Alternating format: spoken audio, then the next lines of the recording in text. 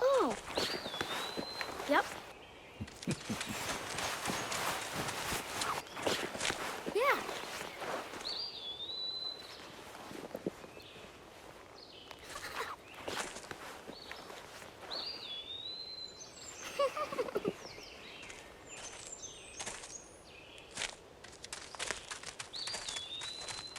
It's dangerous to run around here, boys. Grandpa, hurry! Hurry up! Grandpa, you're too slow.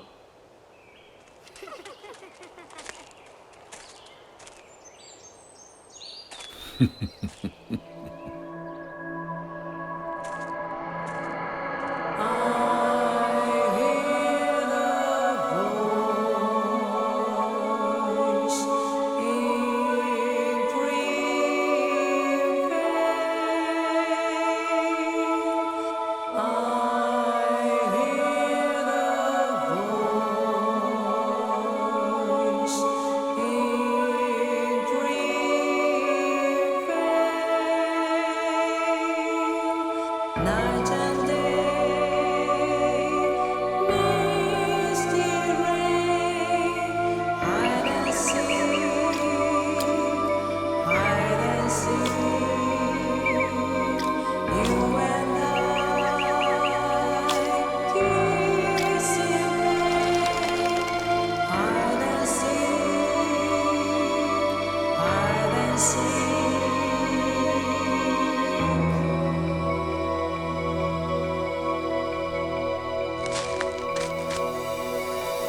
Beyond the sense of love and declaration, we were always wandering. Beyond the time of darkness, feeling we so long. Feeling alone, the past night, we were always searching. Beyond the time of darkness, feeling we so long. Someone called me blasting Greenvale. Everyone beside me. Someone called me blasting Greenvale. Everyone beside me.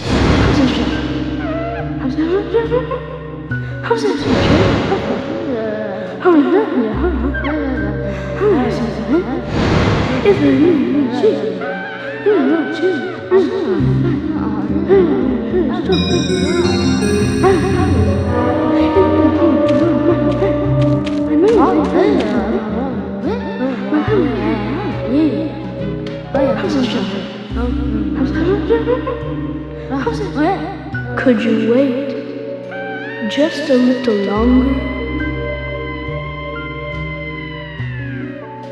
This won't take long.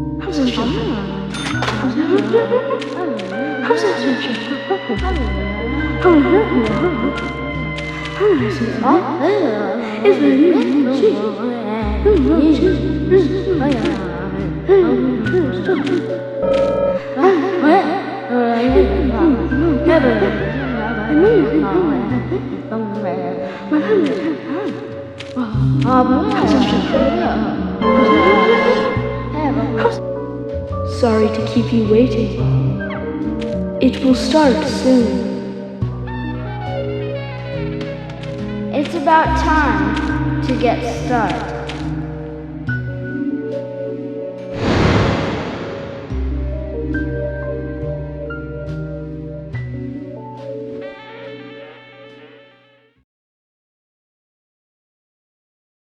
Zach.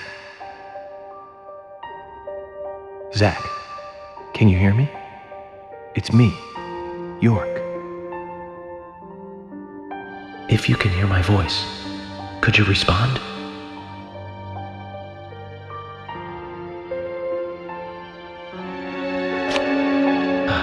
Good. I thought you went to sleep. Zach, don't be surprised. The crime took place out in the country this time. Let's take it slow. Okay, Zach?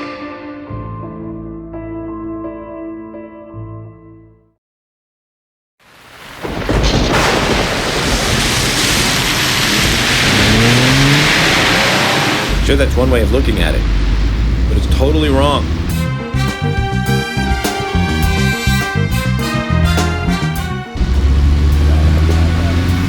Listen, they both need each other. It's called interdependency, and they both know it. Yeah, I know.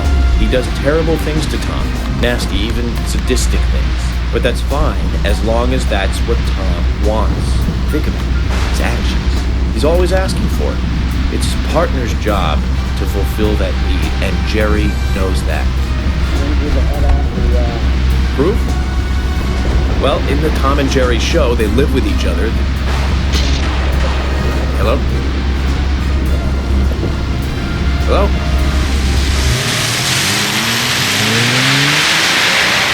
Jack, I can't believe the Bureau still can't get me a satellite phone. These puppies are making me go to another town in the boondocks again. Well, I'll be a happy camper, even if it ends up being a waste of time. At the very least, it'll get me out of the cramped city for a while. Right, Zach? The perpetrator from the last case really was something. Who'd have thought there'd be razors laced into her nails? Crazy. Just crazy. Well, at least I now have a scar to show off. See this? I got this when I arrested the Catwoman wannabe. Women. They're crazy. Don't you agree, Zach?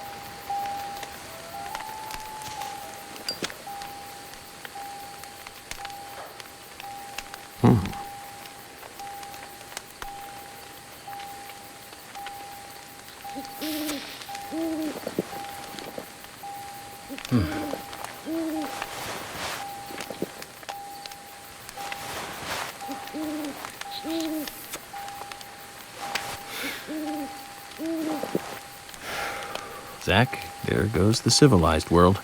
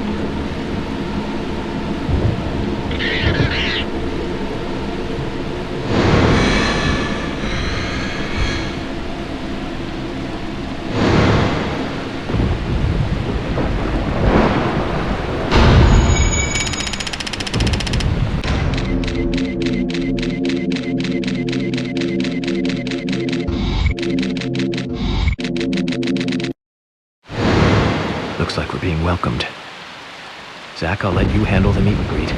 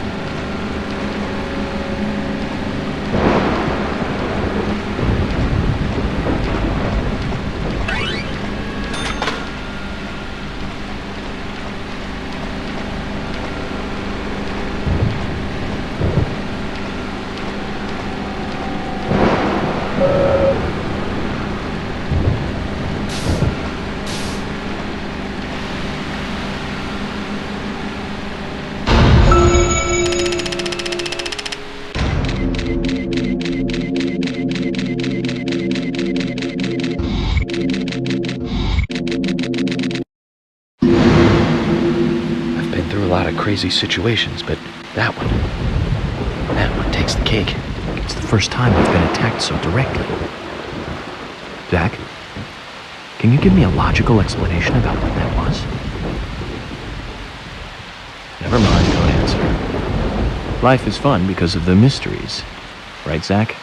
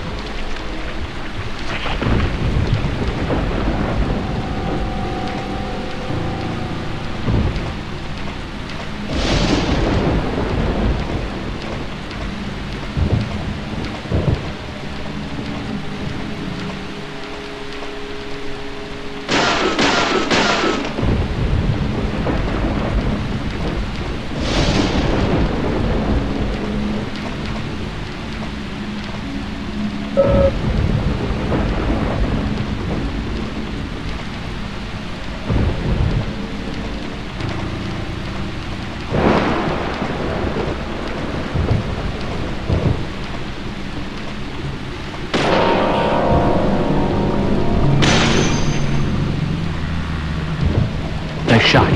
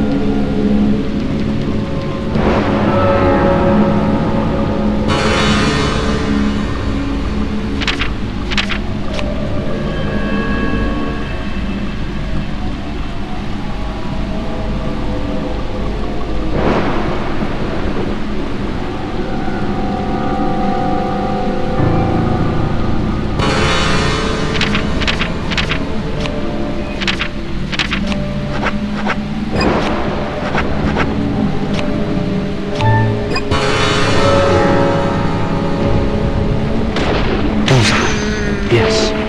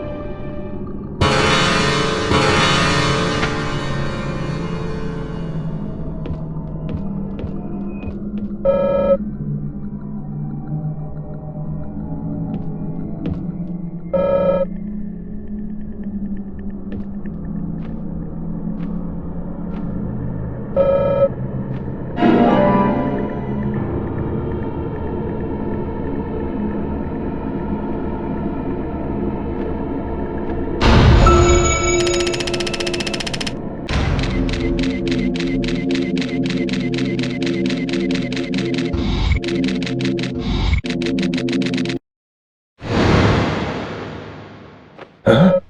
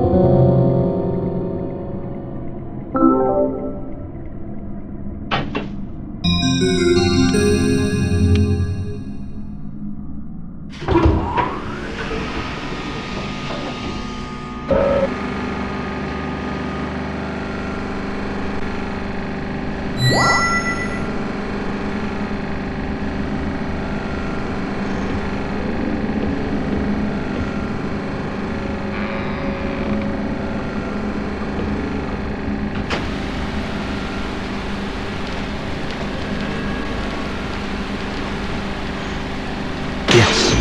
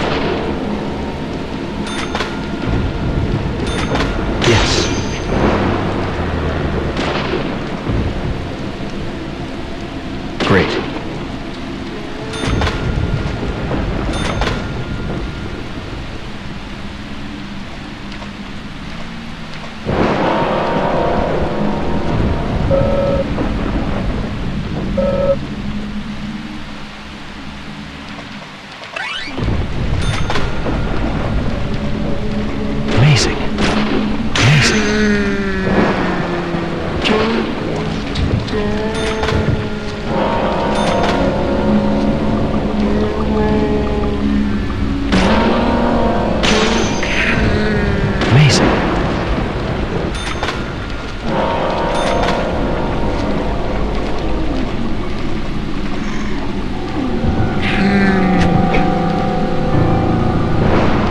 Bullseye. Amazing.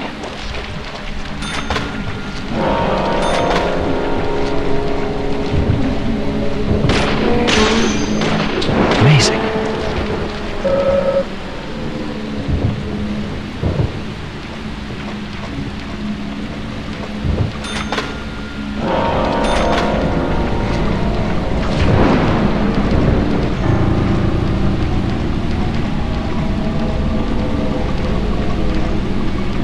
Yes.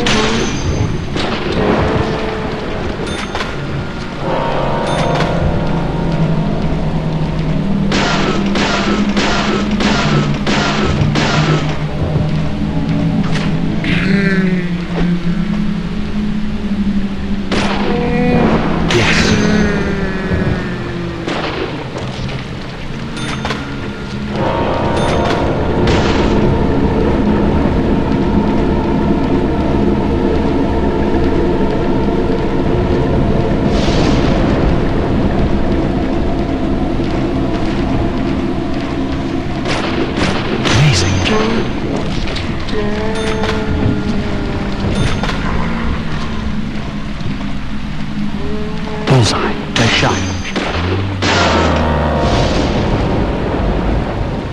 Bullseye.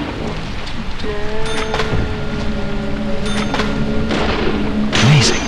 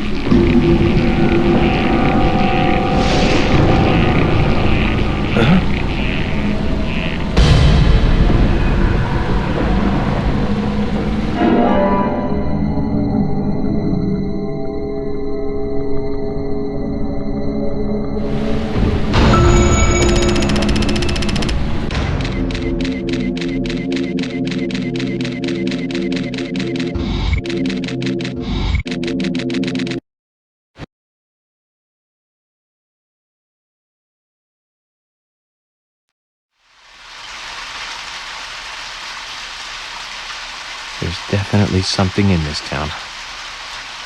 Do you feel it, Zach?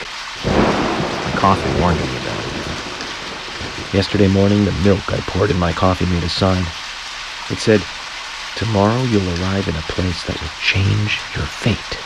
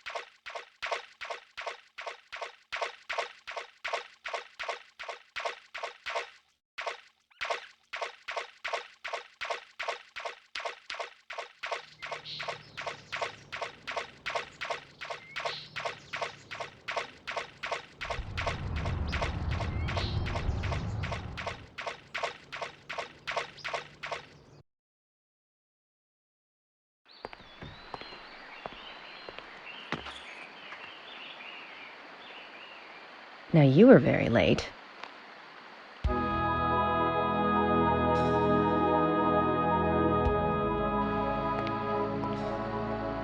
I didn't think you'd keep me waiting in the rain for so long. FBI Special Agent, Francis York Morgan. Please, just call me York. That's what everyone calls me. Agent York? Good, that's good. Are you the sheriff? No, I'm Deputy Sheriff Emily Wyatt. George, he's the sheriff. He went looking for you, actually. He should be back soon. I see. If you don't mind me asking, did you walk all the way here? My car broke down, that's all.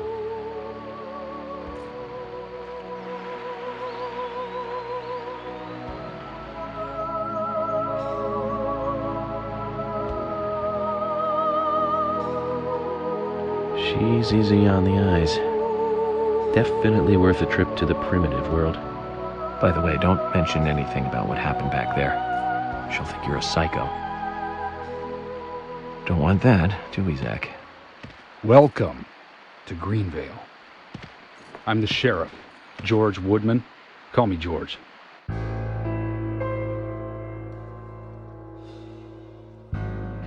FBI Special Agent Francis York Morgan. Please, just call me York. That's what everyone calls me.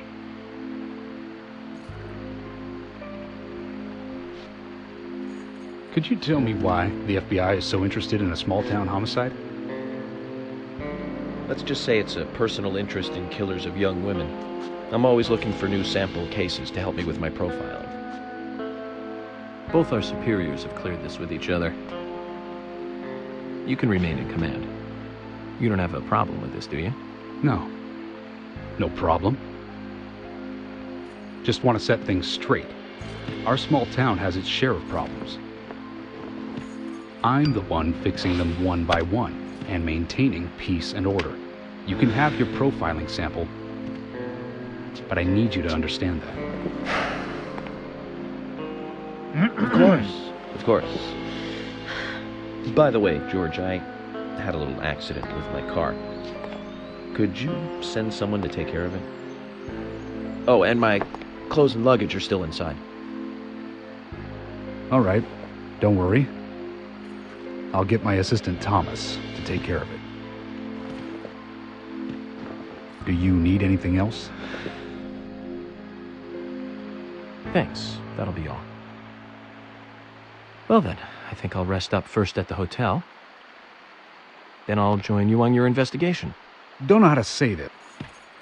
We really don't need your help. Unlike some of your corrupt city police officers, I play it by the book. I hope you'll come to appreciate that, Agent Morgan.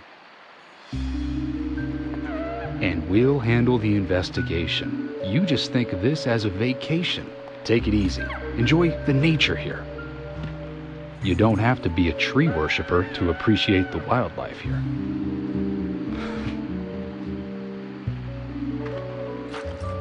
Zach, let's reassess the situation. There are no cavemen here. We're as far forward as the Middle Ages. And we've just met the king.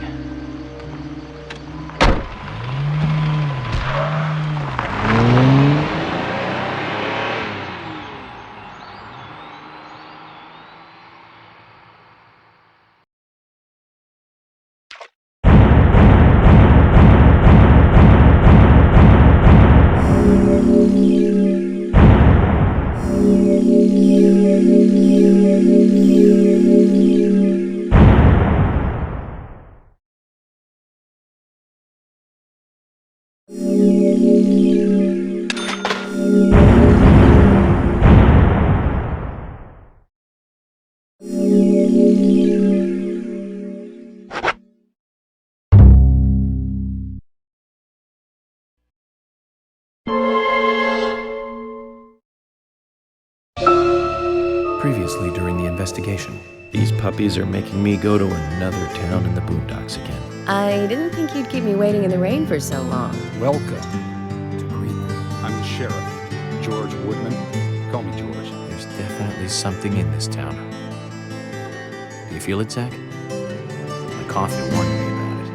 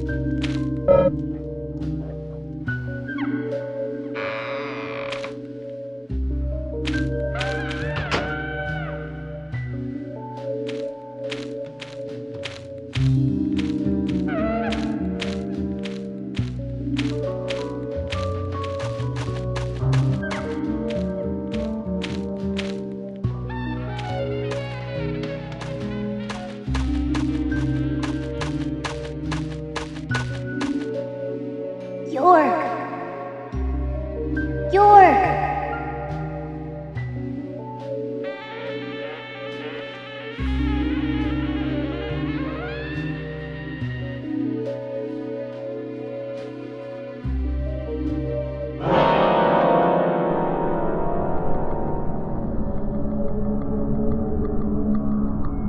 Don't breathe. Hold your breath. They can't see you if you hold your breath. Hurry. Like this. Cover your mouth.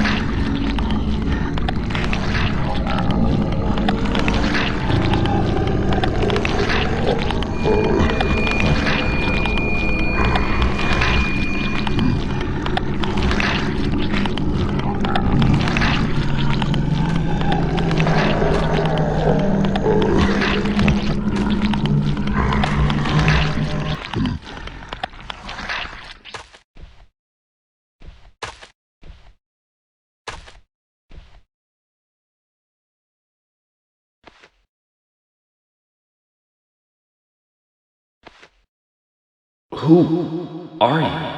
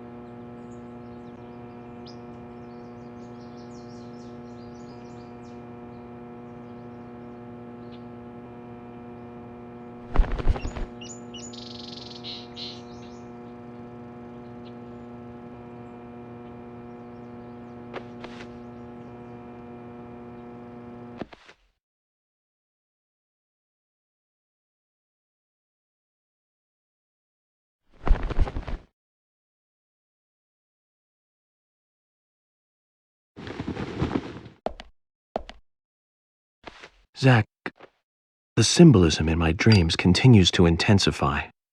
A forest of red trees, a carpet with red leaves, a strange doll, and twin angels. But that child is what bothers me the most. I swear I've seen him before. I just can't remember where.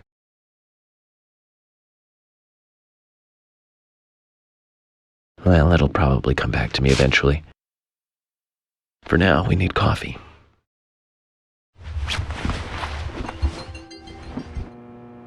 Let's head to the cafeteria, Zach. I hope they have some real coffee. I really need some coffee. Then we can head to the sheriff's office. There's a proper procedure for everything, right, Zach?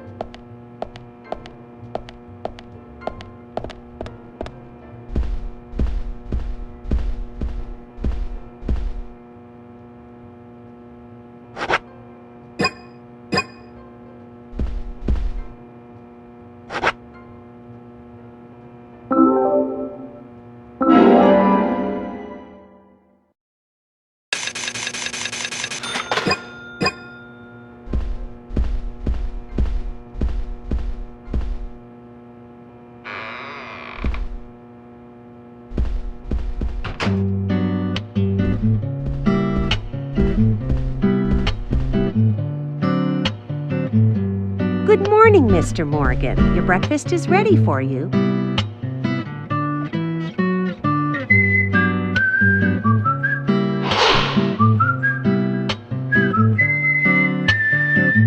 Thank you, Mrs. Polly Oxford.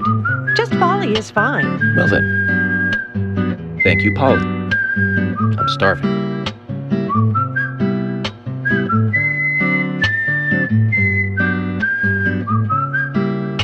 Is everything all right, Mr. Morgan? Yes, it's delicious, Polly. My compliments to the chef. I'm hoping my cooking will bring back repeat guests. Honestly, though, it's been a while since anyone has stayed here. I couldn't help but notice.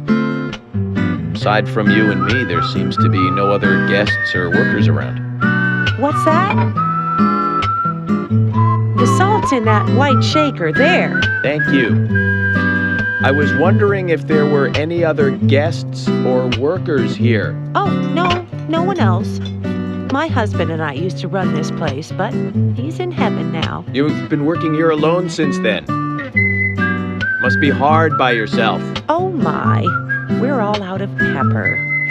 I'm very sorry. It must be difficult to run a hotel by yourself. Well, yes, I suppose. I could just live on my pension. But I have to admit, running a hotel is kind of like a hobby of mine. That's nice. Polly, it might help to hear you better if you could sit a little closer. Oh my, Mr. Morgan, you're embarrassing me. So early in the day, too. I think I'm a little too old for you. And I still love my departed husband. May God rest his soul. I appreciate the invitation, but I'm fine over here. Polly, I can hardly hear you from all the way over there. You're exaggerating. This is fine. It won't do to be all clumped together with such a large table and cafeteria. We have to make use of all this space. Now tell me, that wound on your face, what happened? Let's just say I had some trouble during the last case I was working on. I'm sure it'll heal. It's just a flesh wound. Oh my, well, there's no need to be the tough guy here. I want you to be able to relax here. I've prepared a special room for you. A famous rock star once stayed in the same room, you know. Really? I feel honored. If you need anything at all, just let me know. I'll help you out in any way I can. Zach, the lady is offering to help. Do you want to ask her about the town? What is it, Mr. Morgan?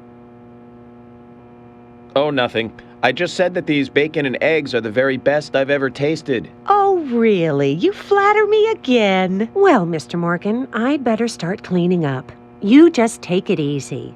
I'll bring your coffee out in a moment. Thank you, Polly. I have to warn you, though. I am very particular about my coffee. The very best you have, please. I understand. I'll be right back with it.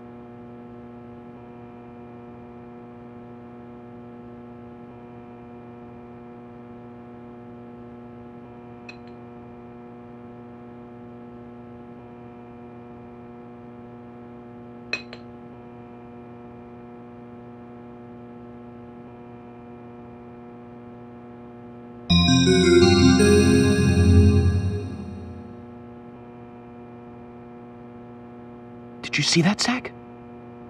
Clear as a crisp spring morning. F.K. in the coffee. I knew I could count on it. Never fails. Now then, let's get going.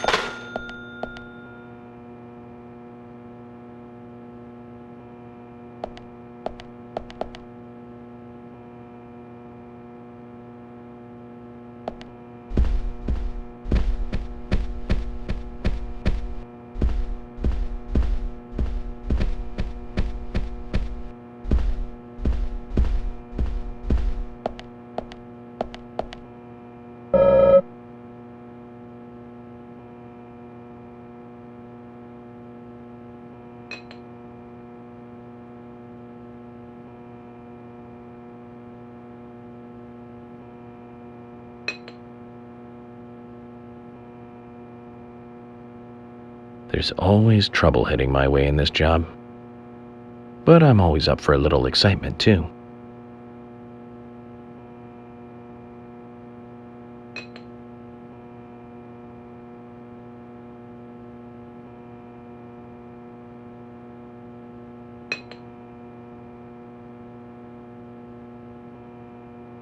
There's no theme park in this town, though. All that good luck is just slipping away. But I think I'll have a thrilling enough time right here anyway.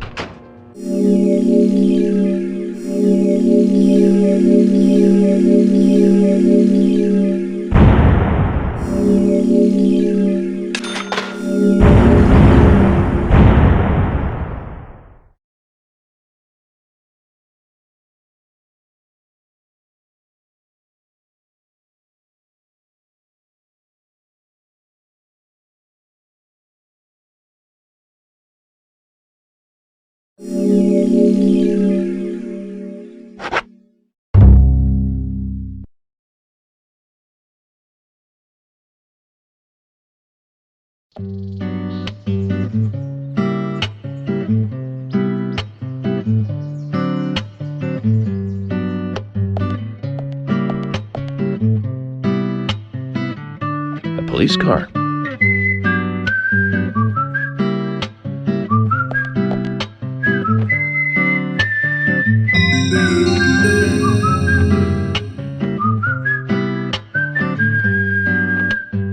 So we have King George to thank for preparing a car for me. A pleasant surprise, eh, Zach? Let's take it for a spin.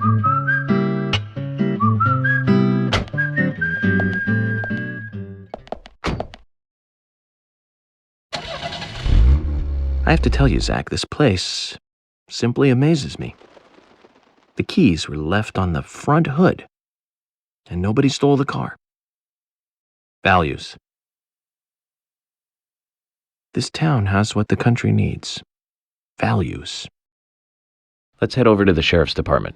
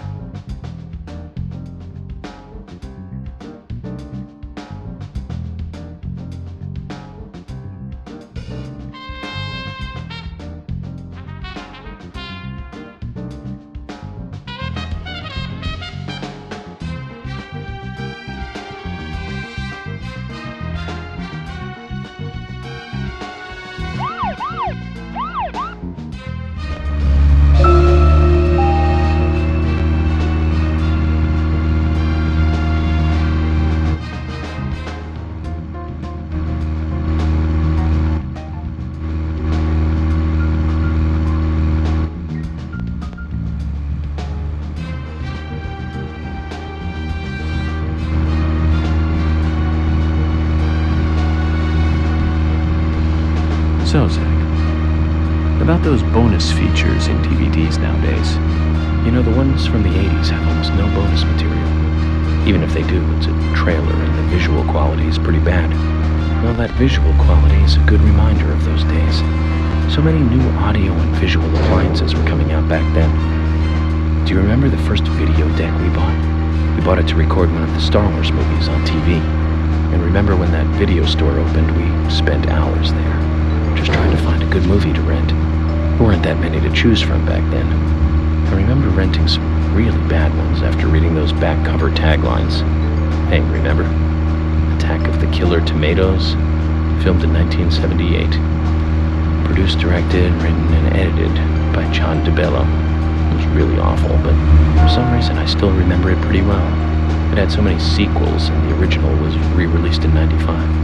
The 87-minute-long theatrical release bumped up to a whopping 90 minutes. But that was around the time I joined the Bureau. I never have a chance to see it. I know, Zach. Once this case is over, we can watch it together. I bet we can buy a copy on the internet pretty easily.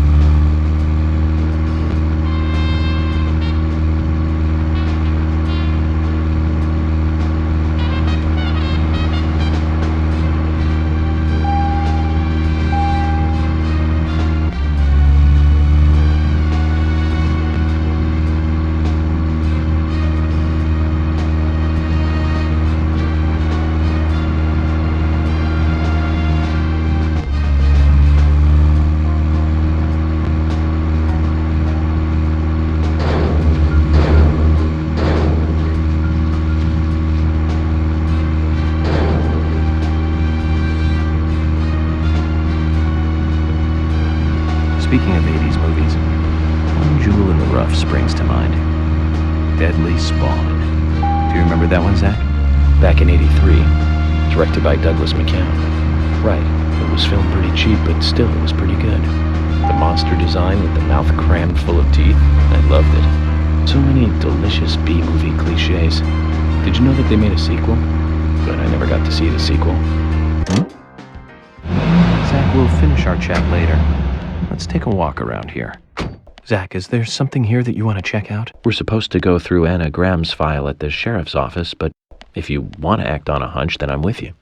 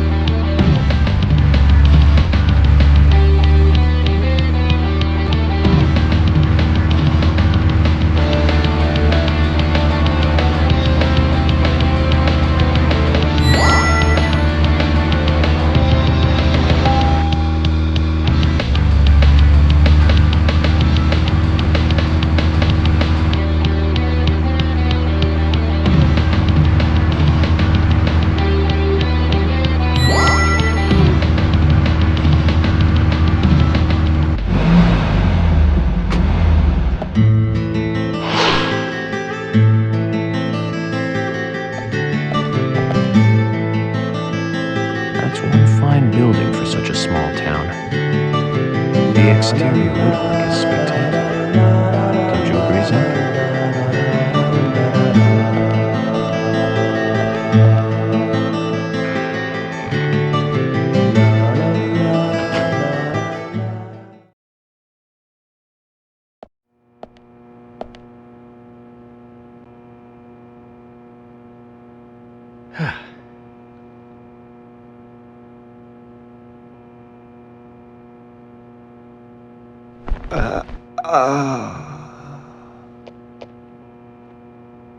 Pleasure to meet you, Agent Morgan.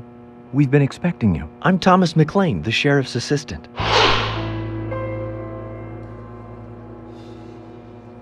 FBI Special Agent Francis York Morgan. Please just call me York.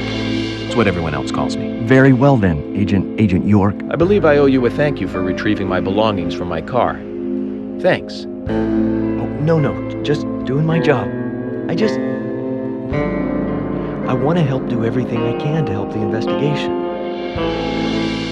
I just can't believe Anna was murdered. She was such a bright and lovely girl. Did you know her well? Well, no, not really. But it's a very small town. I'm sorry. It's just that this is the first really big case I've ever seen. I understand. Just try to relax. Can I have a look at Anna's file now? Yes, of course. The sheriff told me to let you through to the meeting room, but I've lost the key to the cabinet where the files are. Why don't you take a look around while I go look for it? Okay. Let me know when things are ready. Zach, Thomas appears to be the kind and sensitive type, totally at odds with the monarch. Almost a good setting for a cartoon.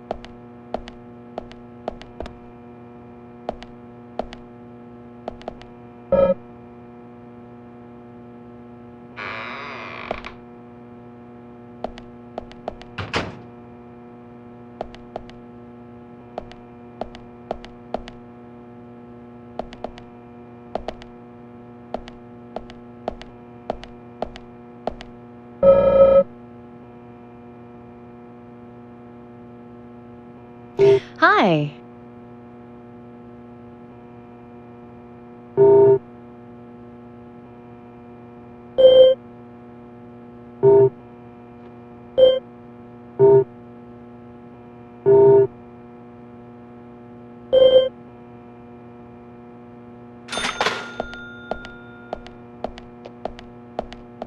Hi.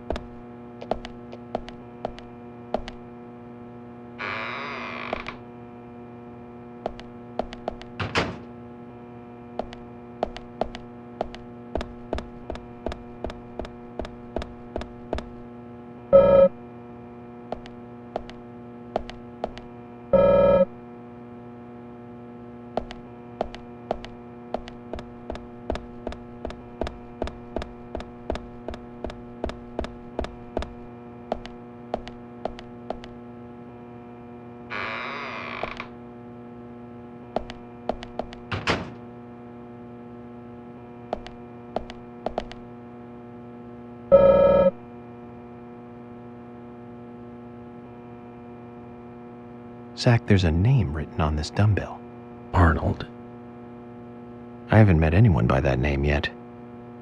Could it be the owner of this dumbbell? What do you think, Zach?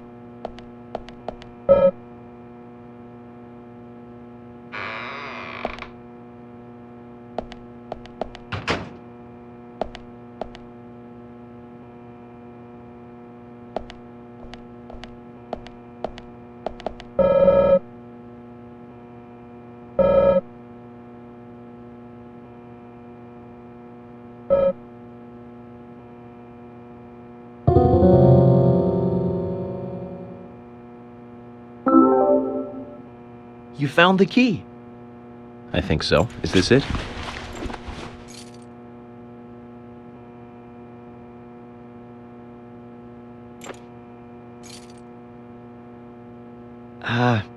You don't know your squirrels, do you? This isn't the right key holder. This is a Siberian flying squirrel. It's closer to a land-based squirrel. The Siberian flying squirrel is larger than the southern flying squirrel and has a standing tail while the southern has a hanging tail. But we're looking for a southern flying squirrel right now. You sure do know a lot about squirrels.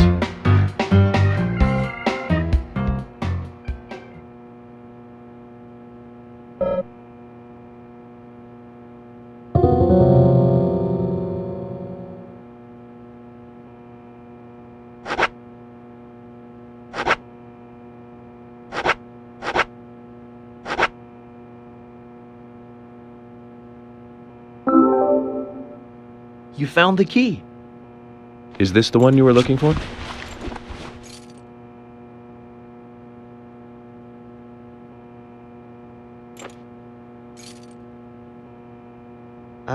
No. This is a gray squirrel. Sorry, that's not the key. Nothing particularly special about the gray squirrel, I'm afraid. You can find them in the US, Canada, and in England, too. A gray squirrel. What was I thinking? But we're looking for a southern flying squirrel right now.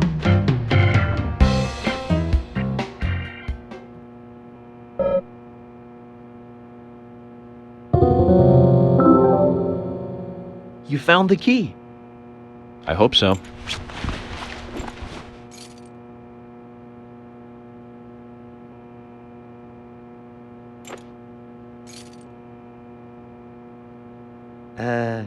No. This is a sugar glider. Sorry, wrong key. The sugar glider is a small gliding possum. It has shorter hair and a longer, column-like tail. You can really see its muscle definition on this image, can't you? But we're looking for a southern flying squirrel right now. Zach, can you tell these things apart?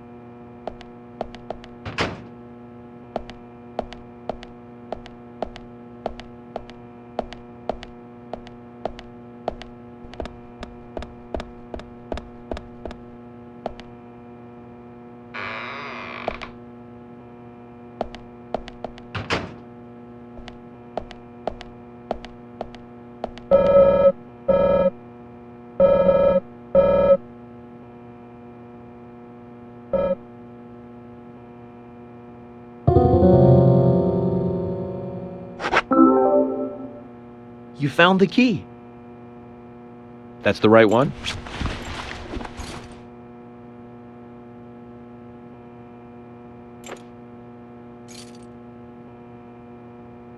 Yes, a southern flying squirrel. Thank you so much. I'll bring the files right in, so please go to the meeting room. Okay, I'll be waiting for you.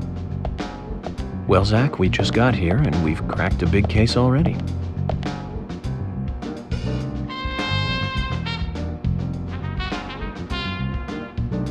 The victim's name was Anna Graham.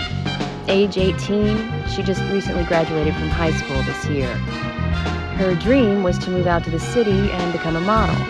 But for the time being, she was working in the A&G diner here in town. She lived with her mother, Sally. Anna's father died in an accident in the lumber mill when she was a child. Her mother is unemployed and lives on the insurance money from her husband's accident. After all, it's a small town with a low cost of living.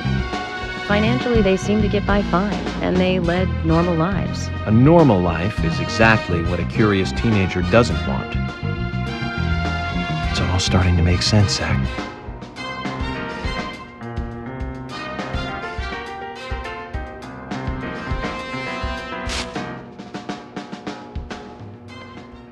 City folk, huh?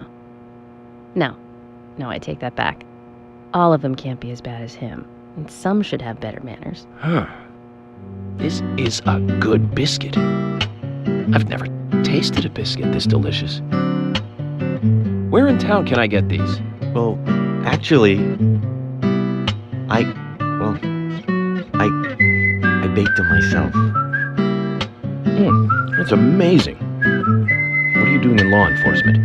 I'm very particular about biscuits, I'll have you know. The balance of milk and butter you've achieved here. Oh, my. Agent Morgan, the autopsy's ready.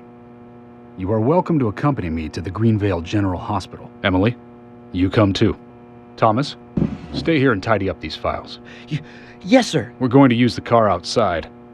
Let's get going. You might think this is just a small-town police investigation, but our inspections are thorough and solid. I'm hoping you won't slow us down.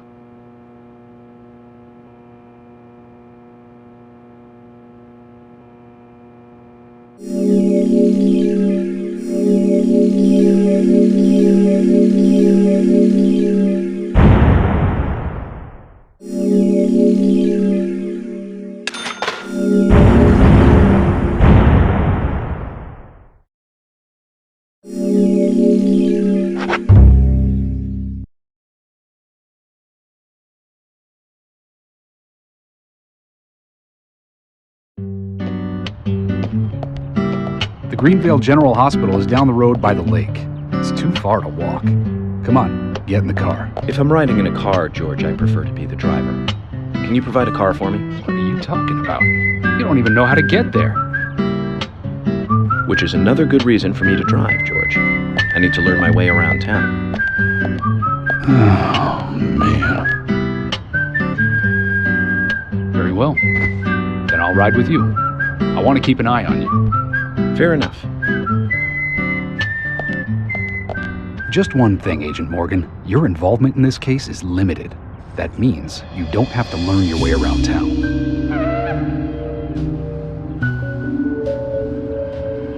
George, we'd better get moving. The hospital closes at 2100.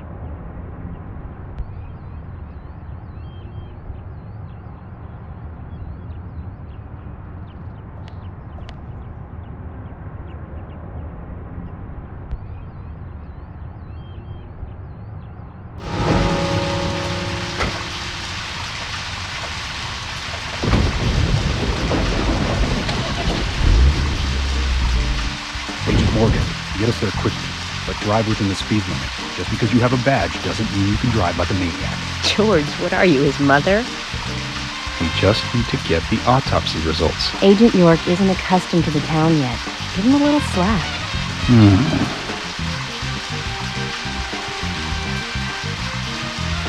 Well then, Agent York, let's get going. Sure, sounds good.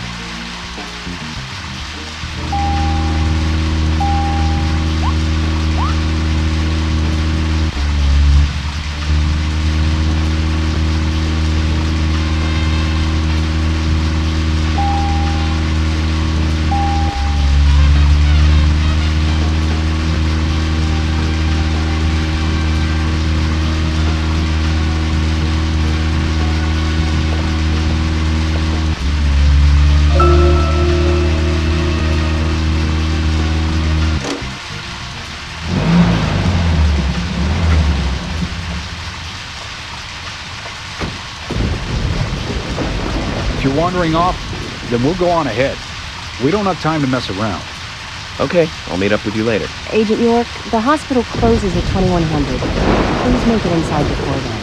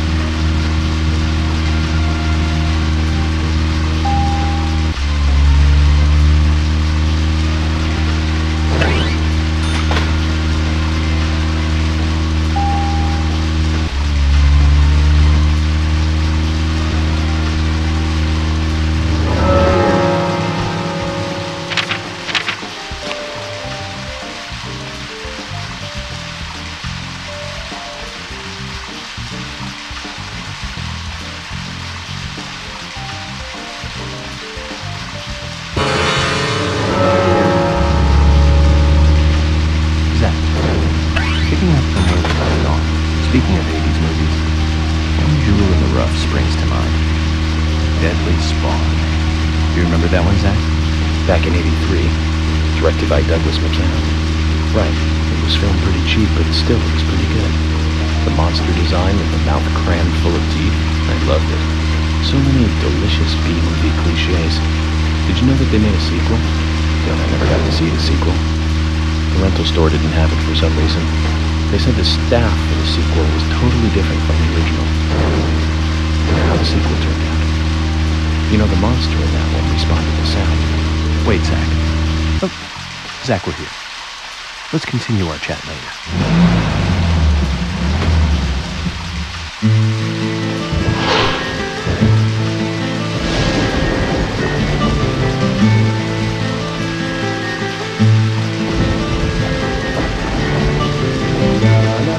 Agent Morgan, have you no respect for rules and protocol? We were waiting for you, and now you try to go in by yourself. Oh, George. I didn't see you in the parking lot, so I thought I'd wait inside. Just watch it from now on. I don't like inconsiderate people who think that they're above the rules, and I'm sure I've made this point clear by now. Calm down, George. He probably just got lost on his way here and rushed in. Right, Agent York? Let's go inside then.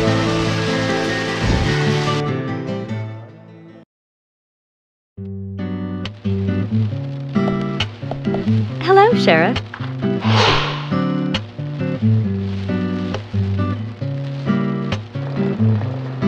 Hi there, Fiona. We're here to see Usha. Do you know where he is? I think Dr. Johnson is in the computer room. A computer room? In a hospital? Nice to meet you, Mr. FBI agent. The computer room is where our employees share a computer. Very nice to meet you, too. I'm FBI Special Agent Francis York Morgan. And how did you know I was FBI? Easy. None of the police in this town wear cologne.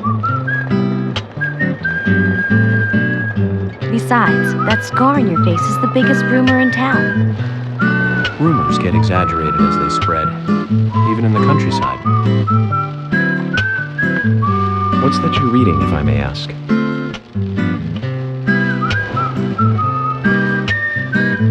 You haven't heard of this yet? It's a recent bestseller mystery. It's set in the U.S., a small traditional North American town close to the Canadian border. A peaceful, traditional place. However, that peaceful town is shattered by a terrible crime, the murder of a local girl. And that incident causes grief and sadness to everyone in town. But everyone feels the seditious, heinous evil still lurking, alive.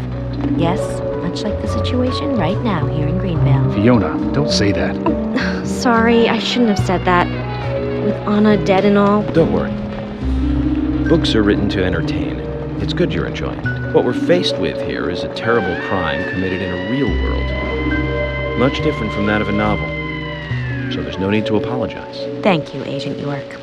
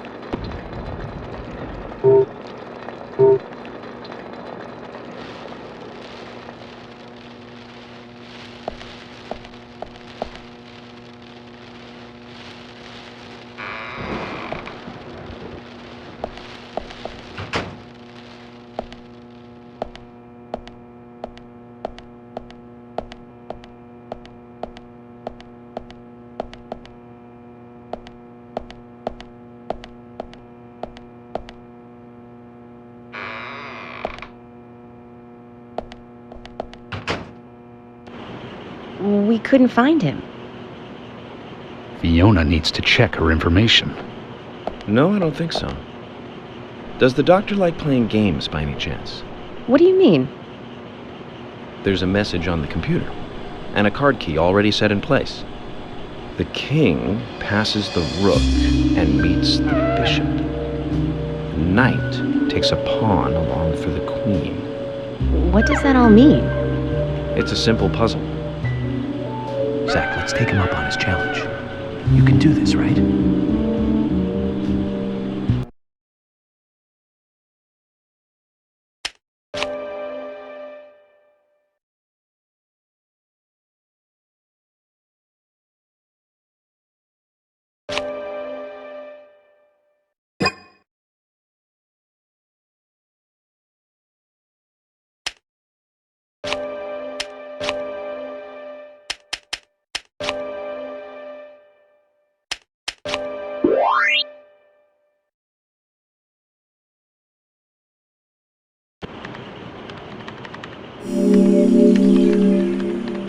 The doctor awaits below with the deceased. Another code? But there's nowhere to insert a password. More games. I'm going to get Fiona to call Usha up here right now. No need, George. The message appeared with the card key. It's telling us where to use it. This is not the time to be joking around, Agent Morgan. Dr. Usha is below with the deceased. With Anna. Below being underground, I take it. Simple. Simple.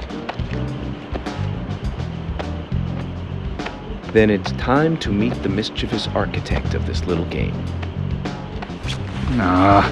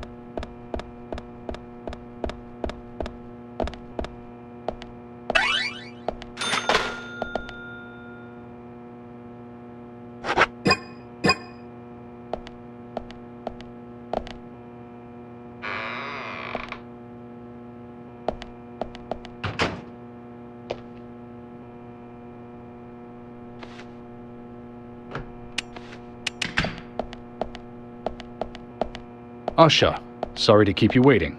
Ah, you made it. Let's get started, shall we?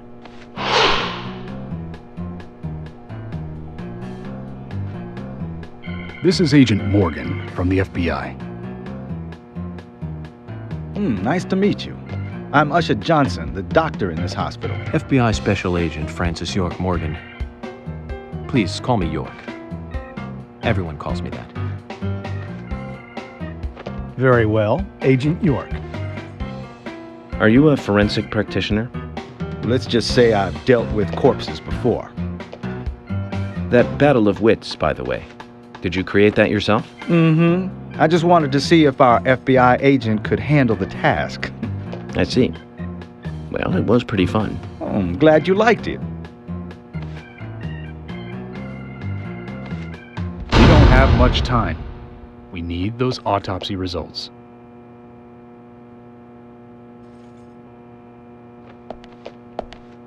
Next time, try challenging us without obstructing an investigation. You've angered the monarch.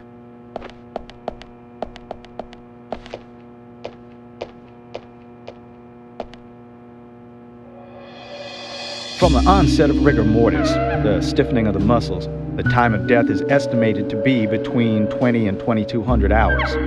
That's still quite early for such a crime to take place. Note that there are 2 exterior wounds, pressure marks around the neck, and a long cut running from chest to abdomen. Blood marks on her right hand tell us she was gripping something round in her right hand.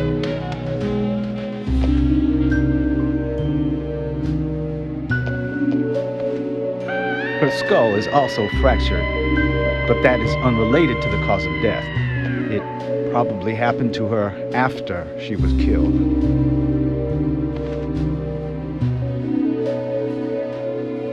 Now, I first thought death by suffocation due to the marks on her neck, but after further investigation, I now have a different conclusion. The direct cause of death was loss of blood from the wound.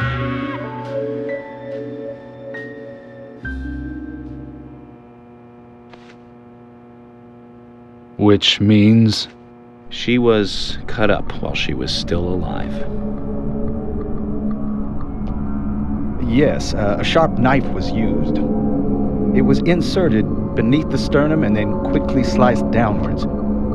The excessive loss of blood from her internal organs is what actually killed her. Her nails are clean, and with no skin cells from the attacker. She also doesn't appear to have been bound nor badly beaten. She was apparently killed without resistance. The most tragic thing, however, was that she was unable to speak her story to anyone who could hear her cries.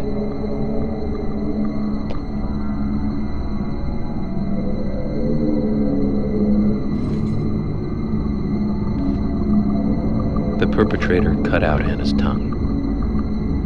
Well, I believe she was drugged first to phase her consciousness, and then the killer killed her. Now, the killer most likely has a deep, traumatized past concerning women. He probably cannot converse with them normally. Cutting out the tongue suggests a very lonely individual. Either that or a truly hardcore sadist. He must get off on watching women suffer, especially when they can't answer back. He watched as the blood pumped from her body, as she gradually grew cold. A case in Seattle in 1985 was much like... Usha, please, limit your report to your findings as a doctor. Criminal profiling is my job.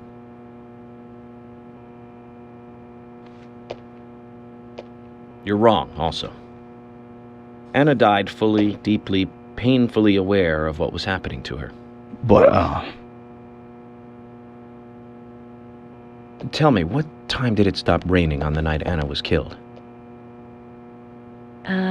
Just before I went to bed, right after the movie on TV ended, so around 1 a.m. What movie was it?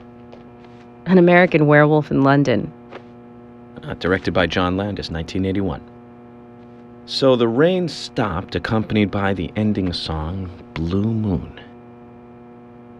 George, would you mind if I examined Anna myself? What more do you hope to find? I'm sure I mentioned that I have a personal interest in cases like these.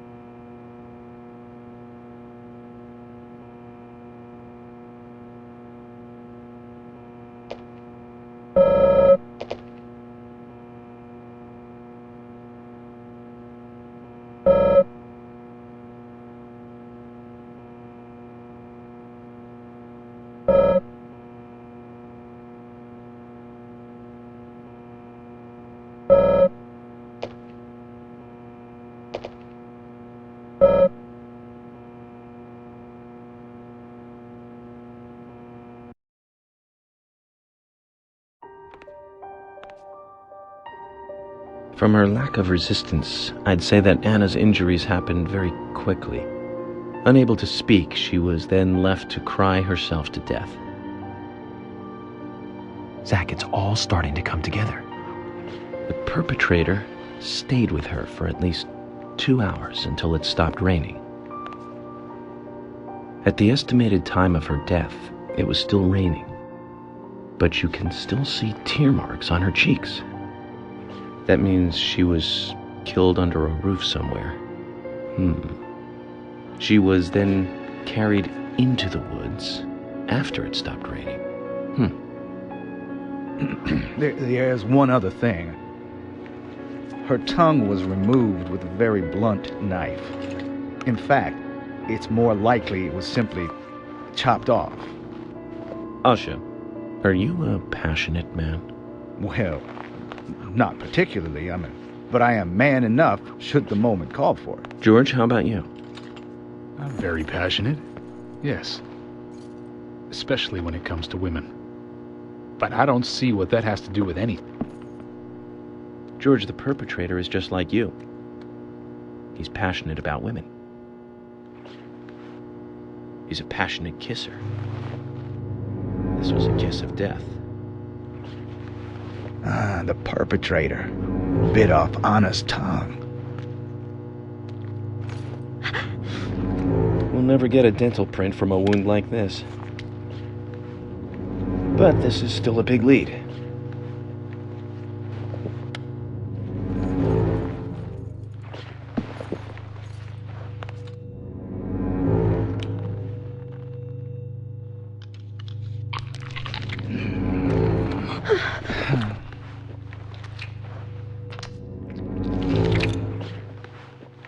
Jackpot, Zach. A shame, but our old-time all-American sightseeing tour just came to an end. This case is now under the jurisdiction of the FBI.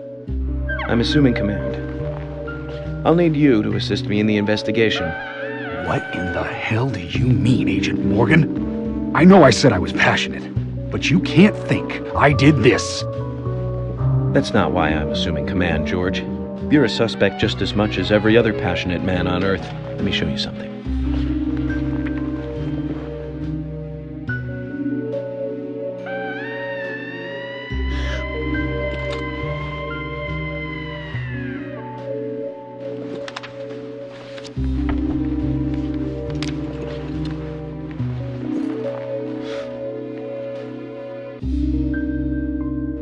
There you go.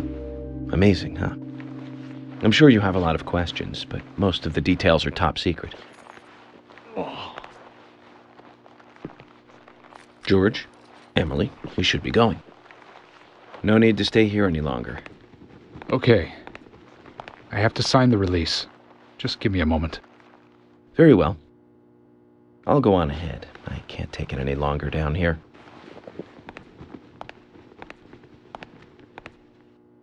Bishop takes queen. His rook takes your queen. Then your knight takes rook. And checkmate. Huh?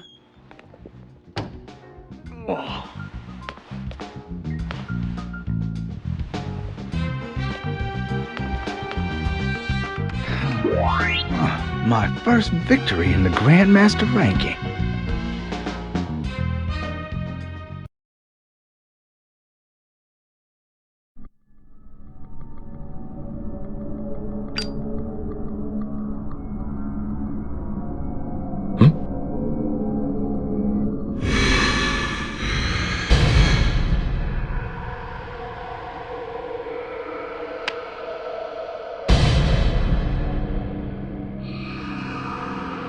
Zach, they're here.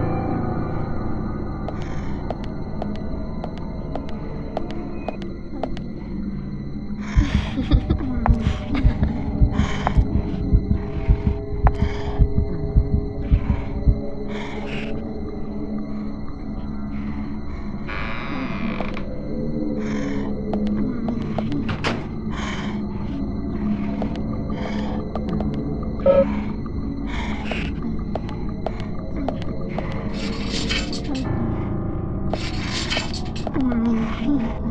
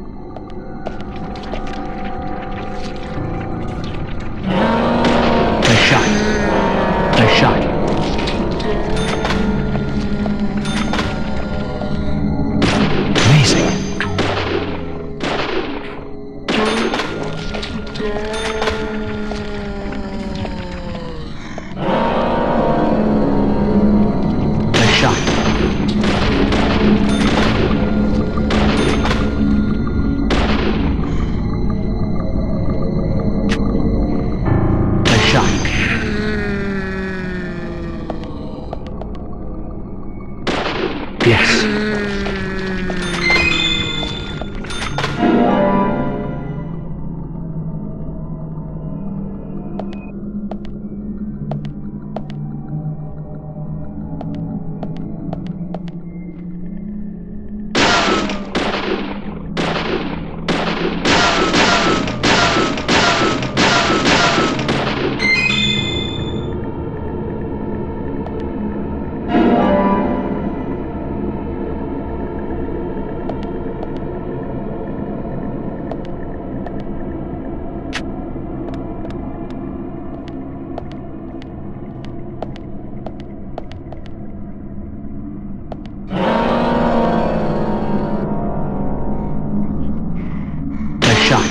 Yes.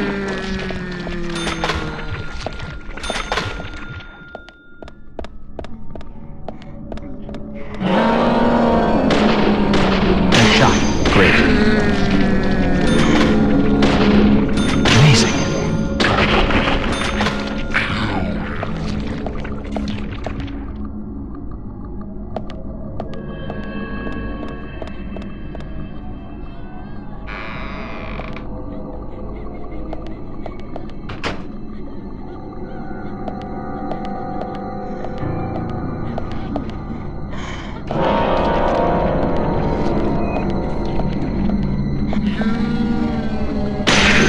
Yes.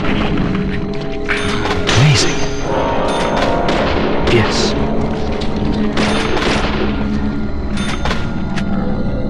Bullseye.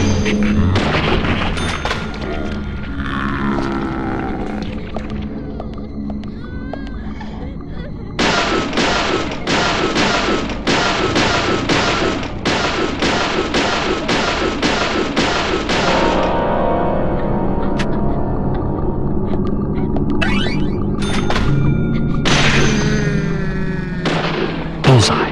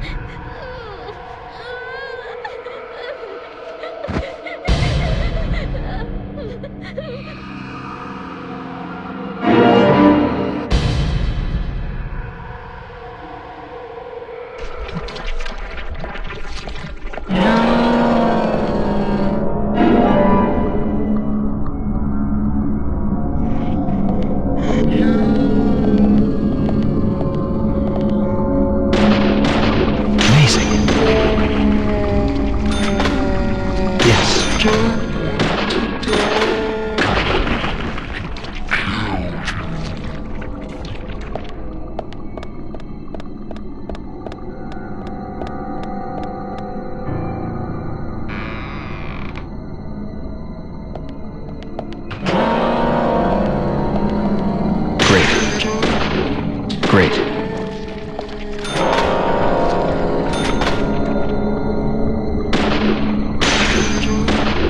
Yes. Great.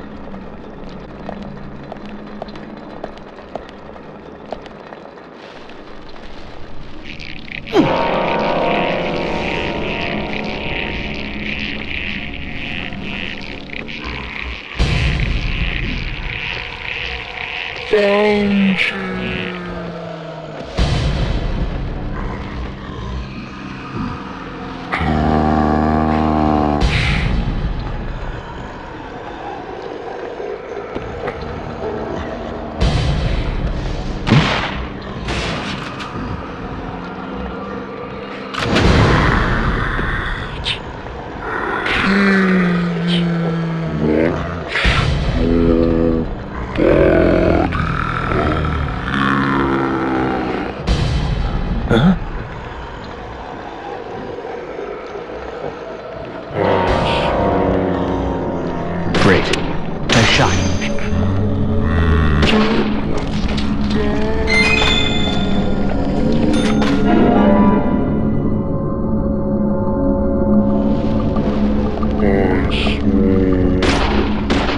Yes.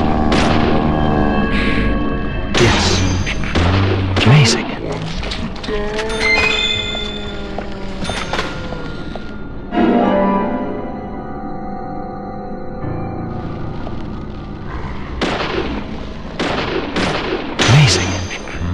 Great.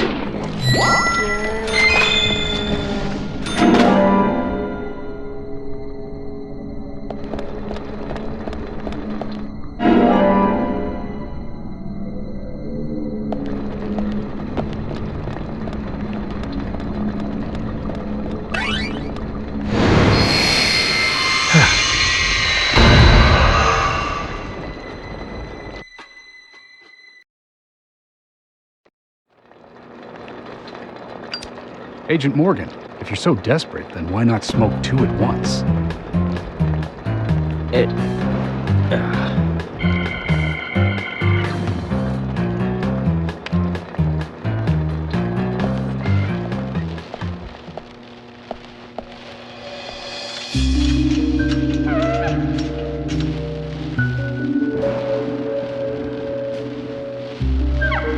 Who's that old man? That's Harry. Harry Stewart. One of the bigger problems around here. His father started up the lumber trade and founded this town. He's a weird one, as I'm sure you can see. Always dressed like that, never speaking to the townsfolk. And just FYI, he owns almost the entire town. Not that that makes any difference. So long as I'm around, he won't be getting away with any funny business.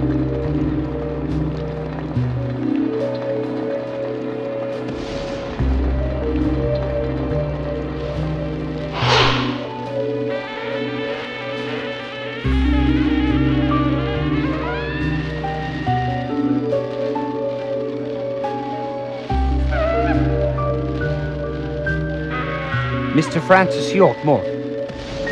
Haste won't lead you to what you seek. Keep your eyes focused on your footing as we speak. So says Mr. Stewart.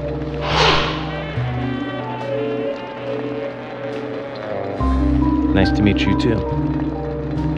How did you know my name?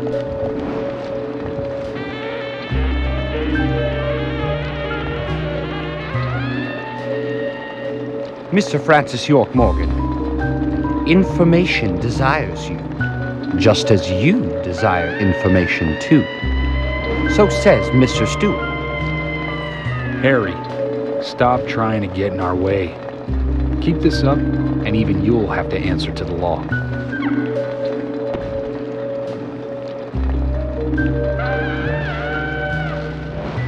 Mr. Francis York Morgan, with each rain our town goes mad. To our disdain, unpreventable. So sad. So says Mr. Stewart.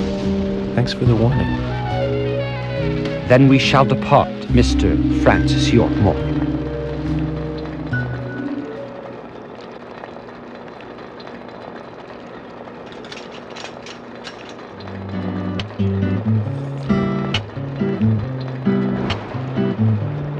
That's how he always is. Always spouting that nonsense. Don't give it any thought. It's all gibberish. Emily here. Uh-huh. Oh. Okay, thank you, Thomas. Agent York, we've contacted the first witnesses to the crime scene. You can interview them where they found the dead body. Excellent. I was just about to ask if you could take me there.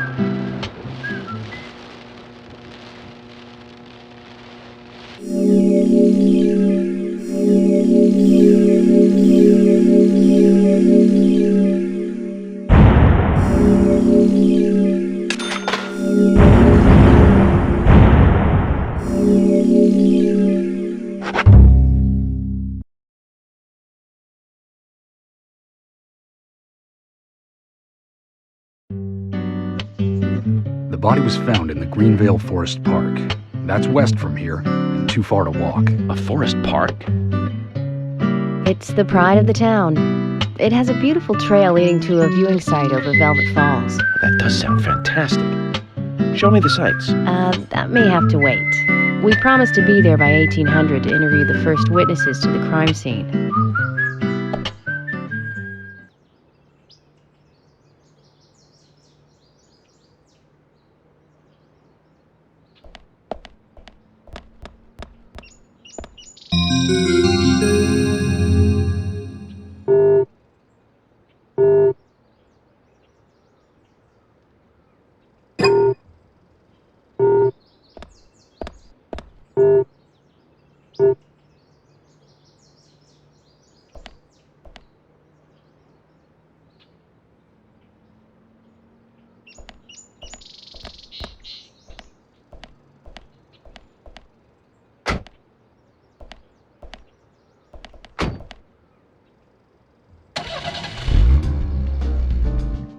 Agent Morgan, if I could just give you a friendly warning. Are you really upset about me taking over the case? I have the authority approved by the FBI to assume command. I understand you don't like it, but you will follow my orders. I'm not disputing FBI authority, but this is our town. You won't get far alone, and you gain nothing by antagonizing me. It's part of my personality. I just do things my way. I can take you off the case if you wish. Stop it, you two. We need to solve this case, not bicker among ourselves.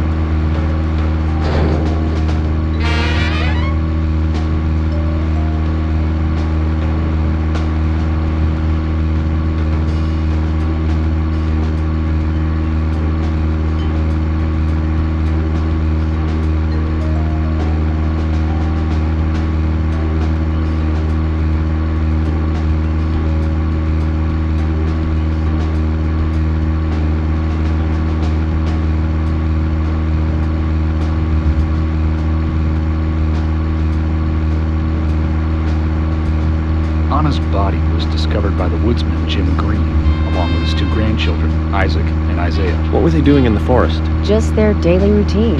They found Anna's body during a morning walk. So you've talked to them already? Not officially.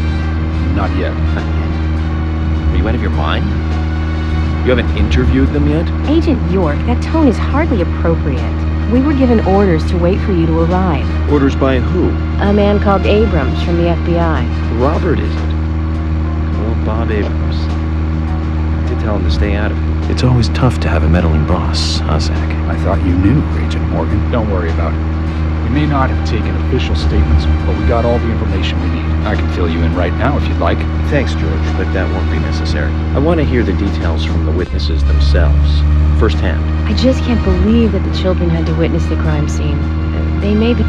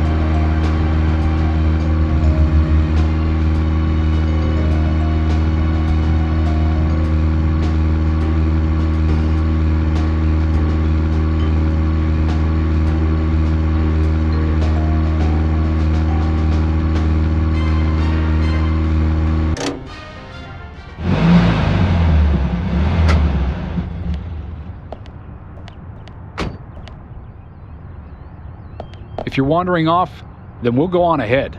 We don't have time to mess around. Okay, I'll meet up with you later. Agent York, we only have until 1800 to talk with the witnesses to the crime scene, okay?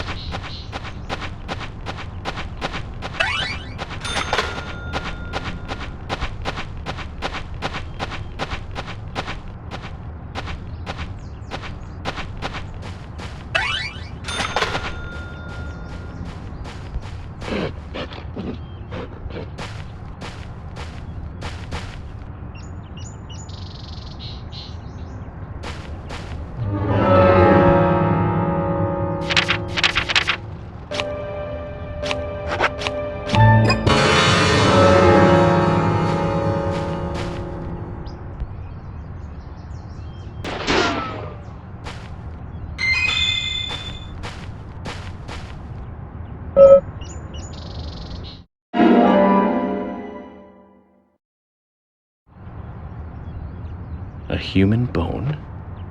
This doesn't look related to the case, but shouldn't I let someone know?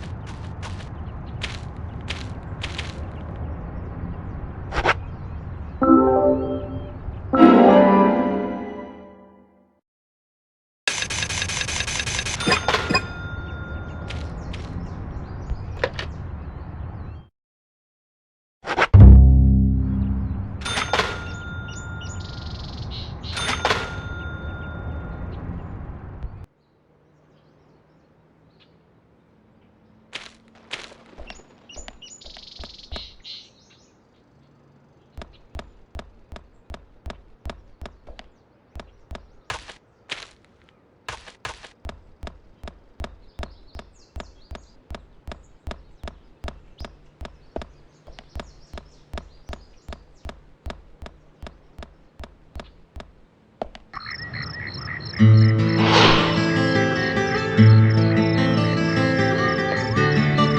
are you playing at? You tell us to come here, and you keep us waiting. Is this the way the FBI treats their own people? Hello, George. I just had some things I had to do. You really are pushing it, you know that? I'm sorry if I upset you, but it was important stuff. To me, at least. That isn't the issue here. We are in the middle of a homicide investigation. He's not listening, George. I think we both know by now how little he thinks about other people's feelings. I'll be more careful from now on. I promise.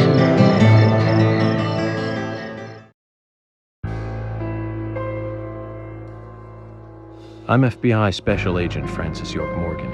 Please call me York. It's what everyone calls me. And you are Jim Green? That I am, son. I keep these woods. Well, you're doing a fine job. Well, I used to be a tree surgeon. And these two discovered the body? Yes, my grandchildren, Isaac and Isaiah.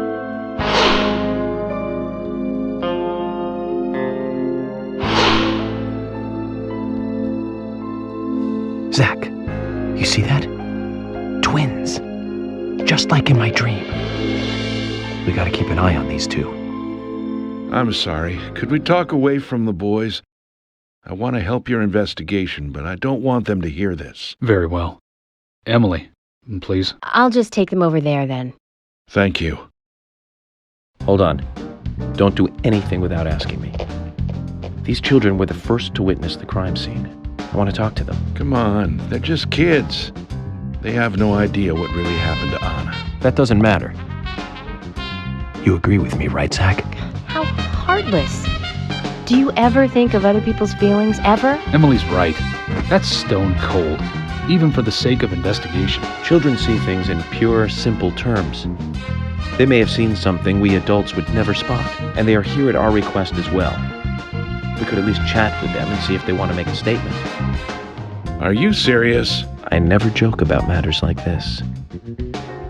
Oh my God. Don't worry. They aren't as fragile as you think. Look at them, standing so upright there.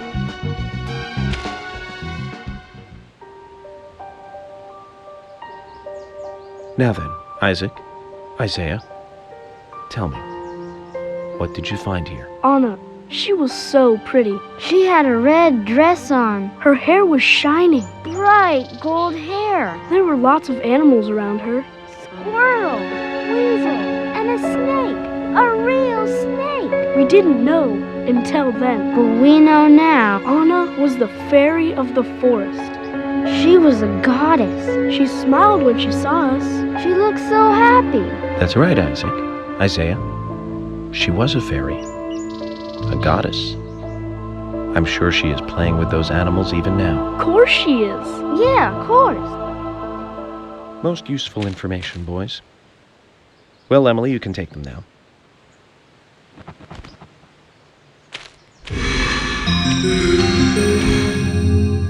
Okay, Zach. This is where Anna's body was. And that means our unsub, our unknown subject, was here too. So, what happened here?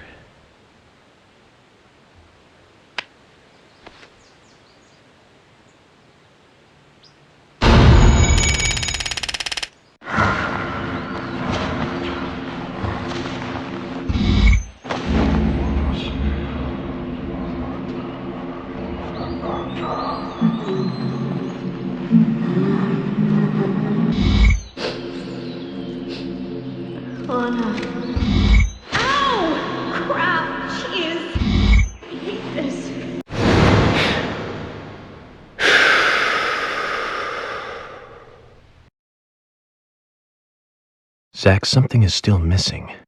We need more clues.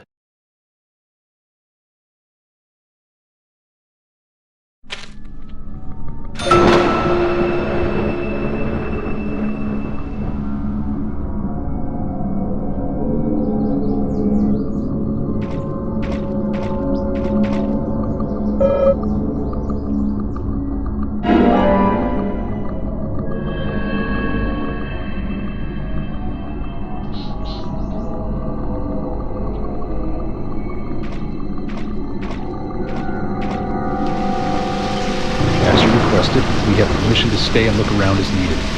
But what are you planning on doing? To examine the scene, of course. Basic crime investigation 101. We might uncover some further evidence. My men have covered this already. I seriously doubt that there's anything else to find. Well, then you and Emily can wait in the car if that's the case.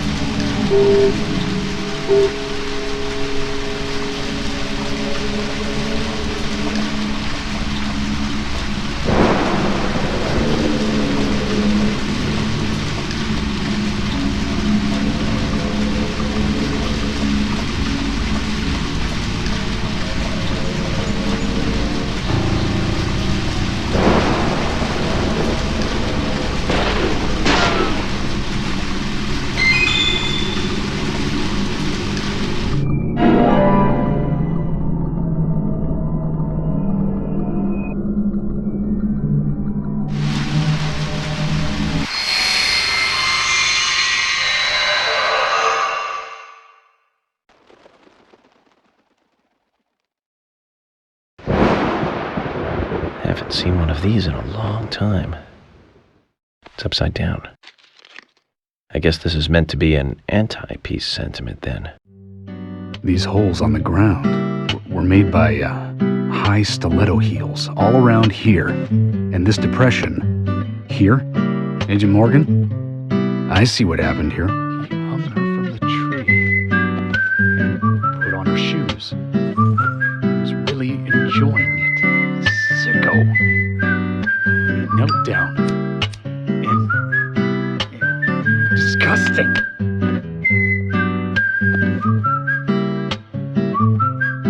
George, you certainly have a vivid imagination. An interesting theory. Don't you think, Zach? What was his name again? That Hollywood producer. That's right. Joel. We really ought to introduce George to him, Zach. Profiling is a little different from writing a screenplay, though. An idea being interesting doesn't make it fact. Let me enlighten you, George. The footprints reveal that one of the heels were missing from the shoes. And they're different from Anna's shoes that we saw at the office. Furthermore, there would be even more disgusting evidence if he did kneel and, well, do as you suggested.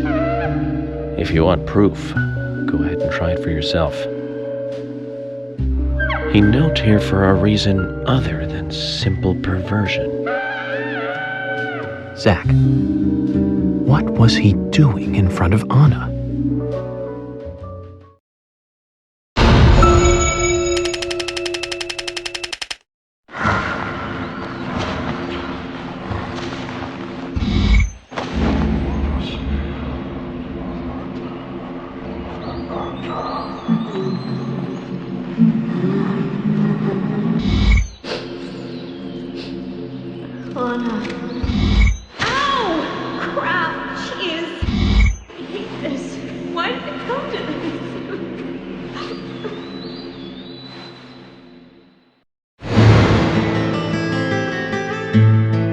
Now I get it. He was kneeling to pray in front of her. Just like the twins said. She was a goddess. The unknown son, our unknown subject, offered prayers to Anna's body. Its beaten out tongue and massive body wound. Once dead Anna was transformed from an object of despite into one of worship. So who is Miss Stiletto Heels? The steps are close coming up to the body, and then farther apart going away. There was a reason to hurry away then. That settles it then, George. Miss Stiletto Heels is a third party here. She's not the murderer. No one runs away from an object of worship. She could be another victim who was with Anna. Or perhaps an accomplice who fled for some reason. She is also one who took whatever it was Anna was holding on to in her hand. But why? Why did she leave her here? Only Miss Stiletto Heels knows the reason for that. She might know something about the man with the reversed peace mark, too.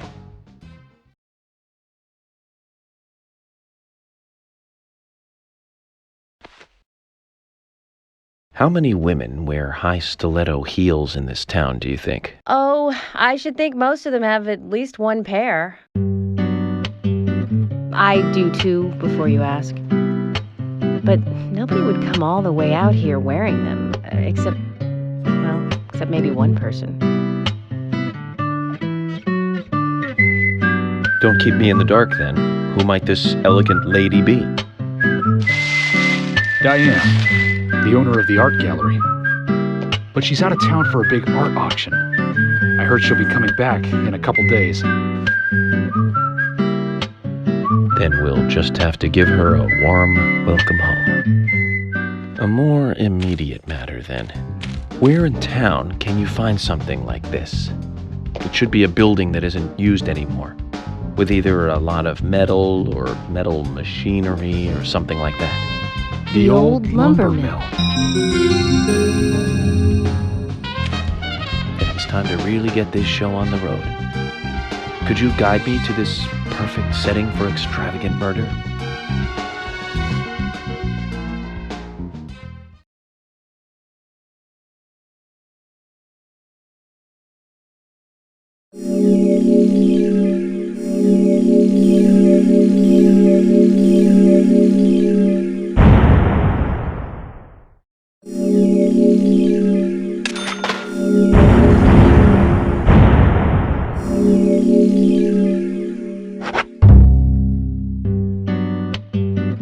The lumber mill is pretty far from here.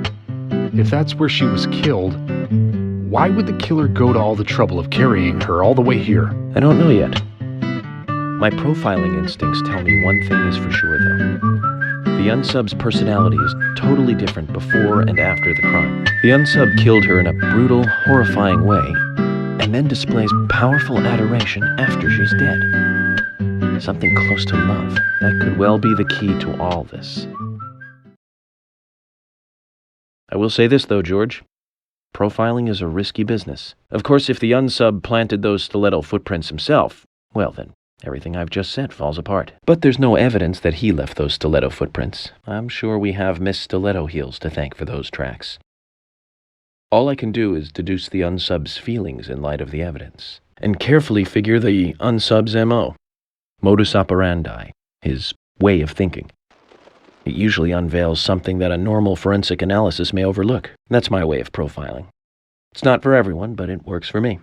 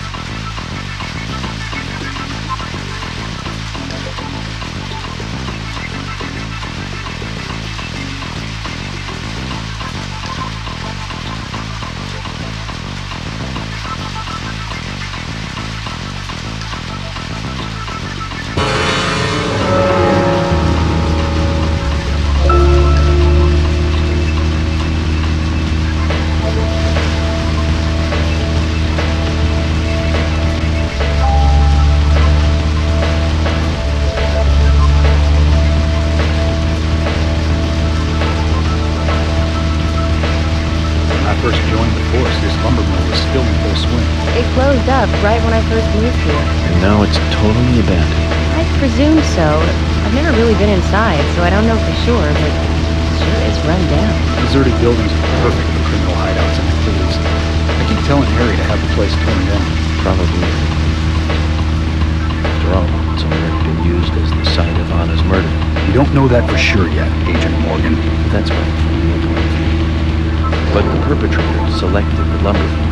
Agent York, you seem very confident about this. Confident? No. Confidence is a sweet spot between being rude and repulsive. I'm just drawing natural conclusions from the facts that we've seen. That sounds exactly like being full of confidence, at least to me, and to normal people with common sense. Common sense can be the opposite of fact sometimes. Bear that in mind. Oh, I will, Agent York. Thank you for another pearl of wisdom. Either way, we'll know for sure by simply going to the lumber mill. So keep your pearls of wisdom to yourself, and let's hurry. Well said, George. Can you step on it, Agent York?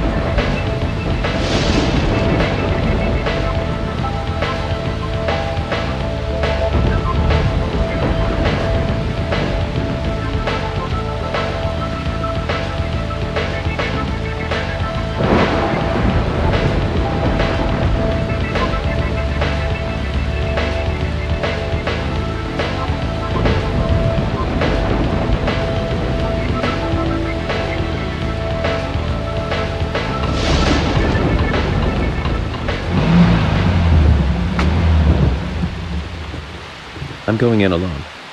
You two stay here. I can't concentrate on profiling with other people around me. Now hold on a minute. We're investigating this case together. Listen, I can't risk the crime scene being compromised by you two. What are you saying? You're not the only professional law enforcement officer here, Agent Morgan. We know how to secure a crime scene. I'm sorry. That was rude of me. But this is how I operate. Furthermore... Yes? Furthermore what? To me, the outsider FBI agent, every citizen of this town is a suspect. You two could be in on this whole thing for all I know. I have to keep suspects out of the crime scene. How can you say such a thing? Is he making fun of us? We should have left him behind and come here by ourselves. You're right. I've never been so insulted. I'm sorry, but I'm just doing my job.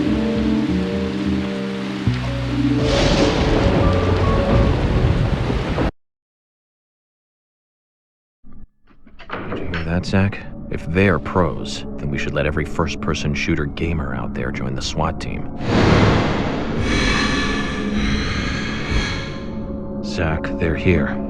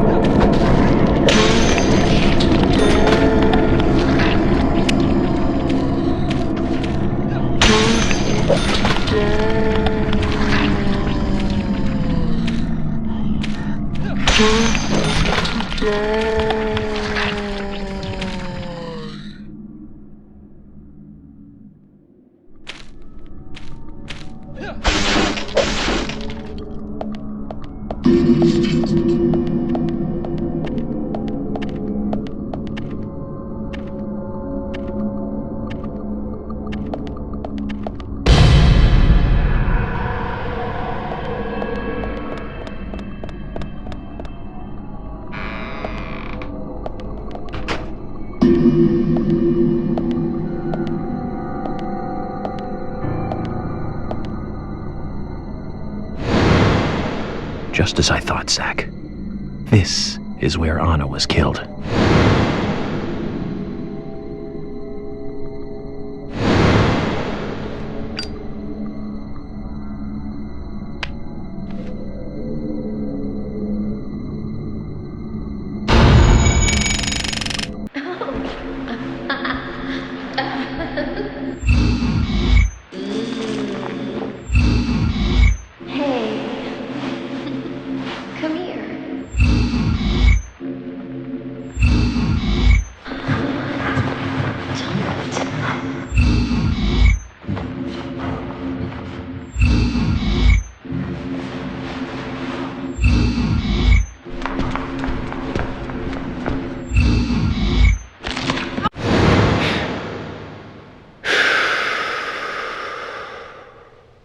Too much noise. We're still missing a vital piece of the puzzle.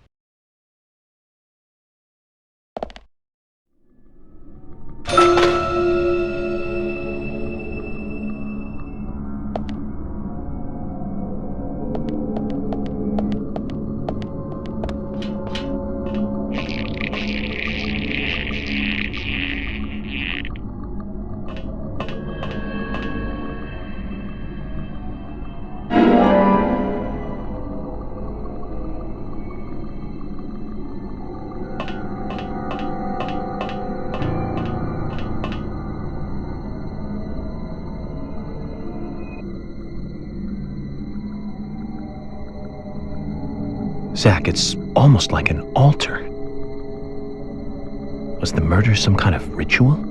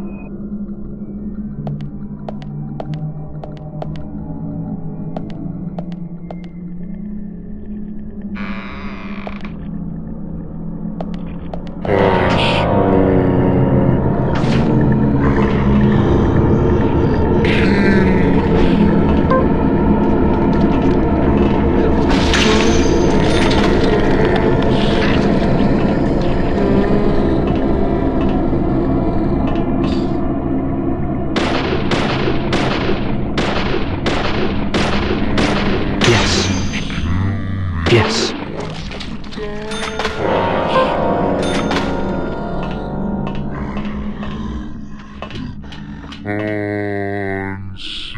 Nice shot. Bullseye.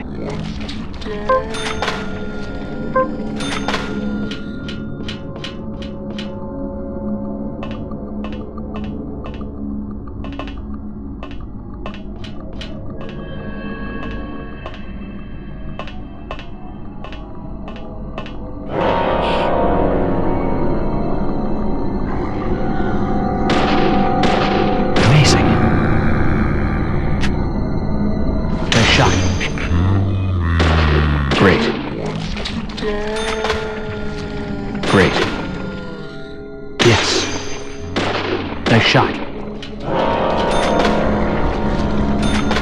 Great. Nice shot.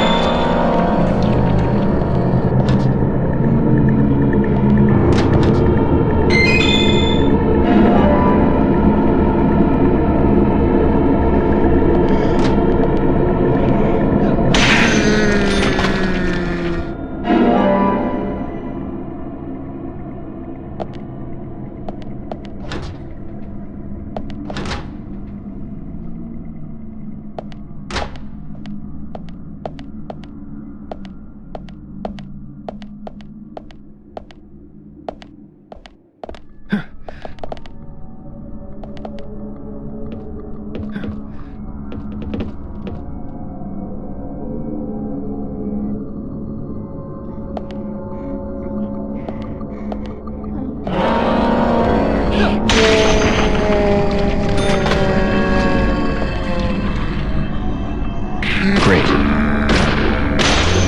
Bullseye. Yes. Yes.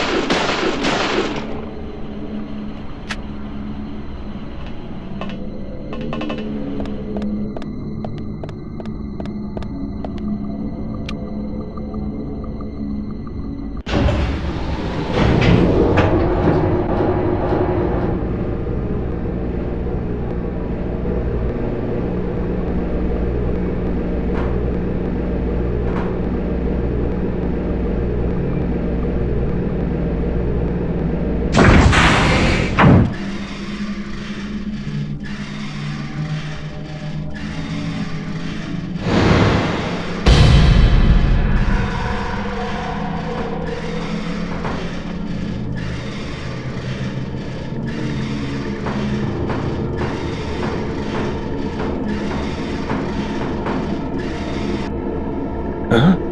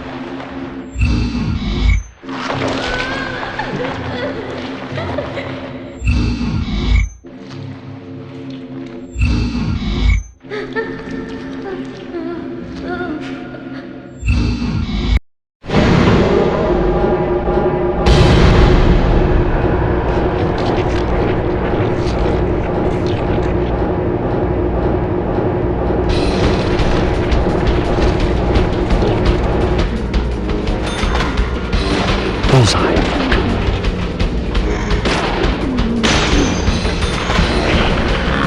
Great. Yes. Yes.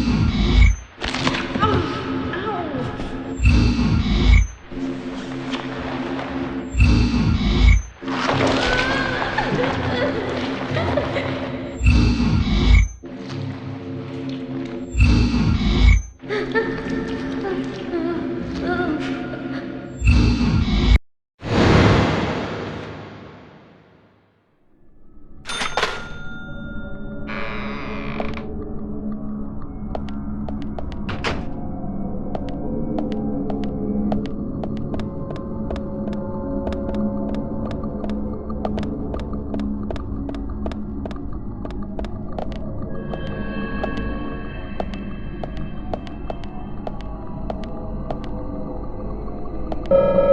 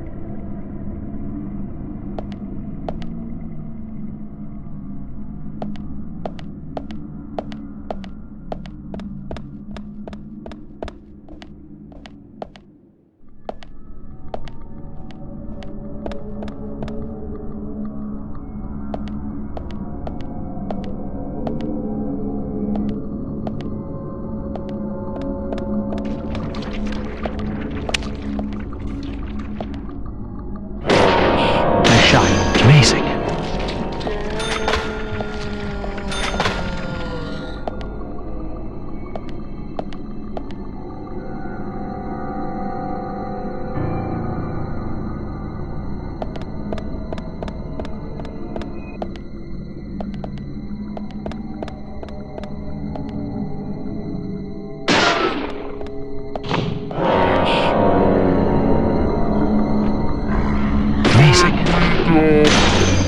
Great.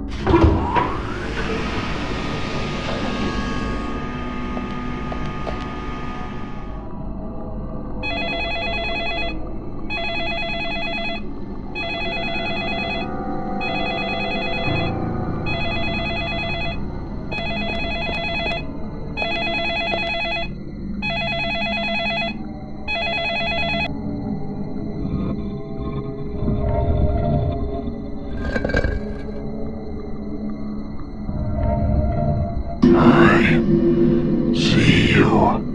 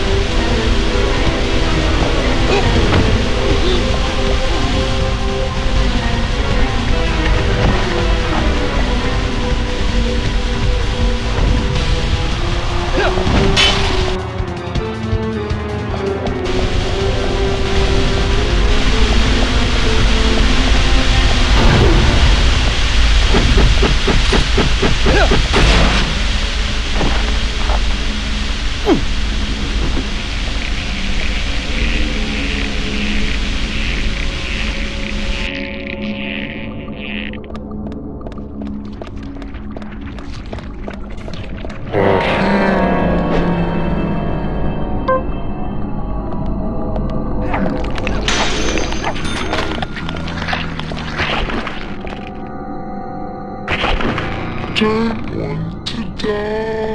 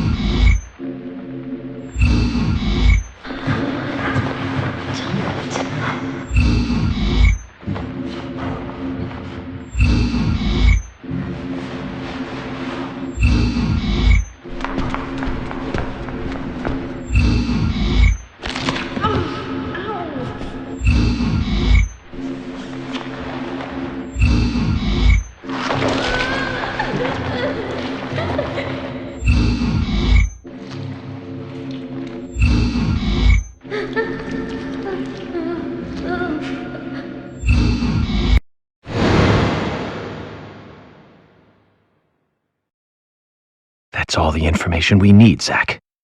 Let's go back and show them what we found.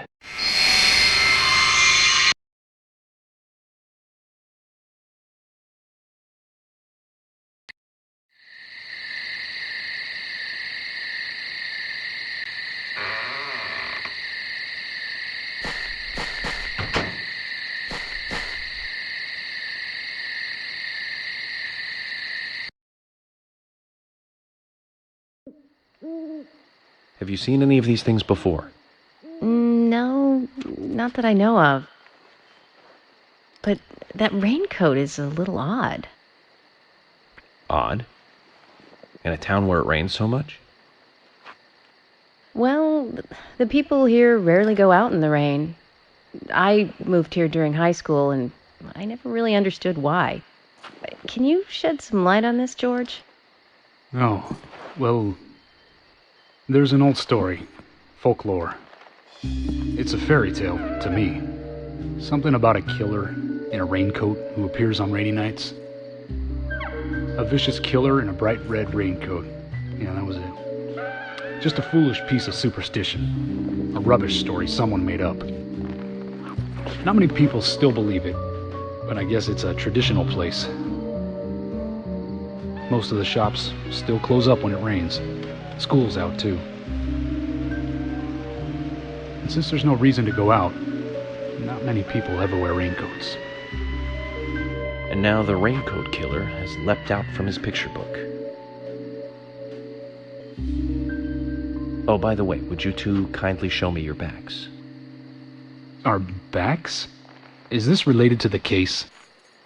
The person with the upside-down peace mark in that photo we found. He's our killer. And what makes you so sure about that? Zack and I saw him kill Anna in the lumber mill. He killed her. Right in there. Oh, one thing. Please don't ask me about Zack. That's a private matter. Anyway, by showing me your backs, we can clear up most of my concerns about you. Isn't that for the best? You do want to remove yourselves from the suspect list. It will make things a lot easier. This is insane. Your methods are rude, insulting, and out of the question. And Emily is a female officer. Forcing her to show you her back is harassment. I don't care if you are FBI or not. You are out of line.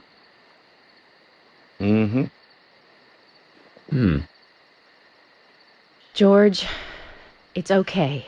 Let's just show him and get it over with.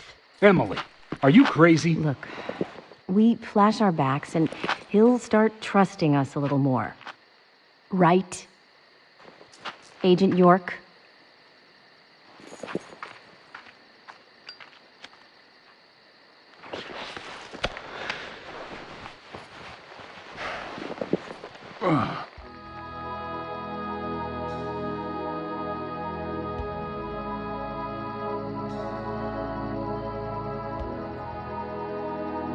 Are you satisfied now?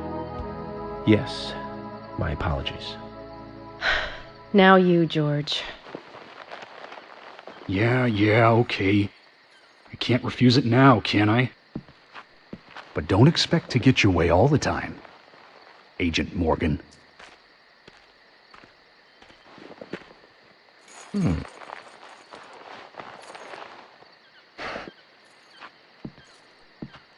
Huh? George!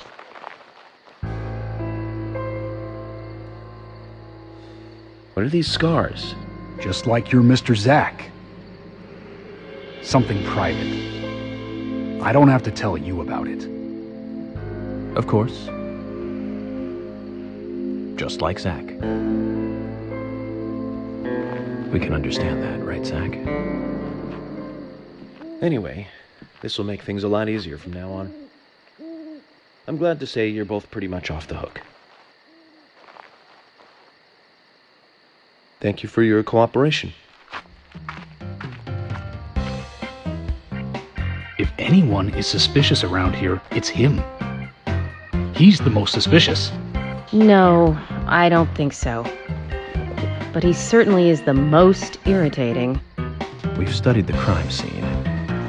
You know what we have to do next, Zack. George, can we arrange to have the townfolk gather in one place? There are some things I want to address with the townfolk. Very well. I'll arrange to have as many as possible gather in the community center tomorrow. Thank you, George.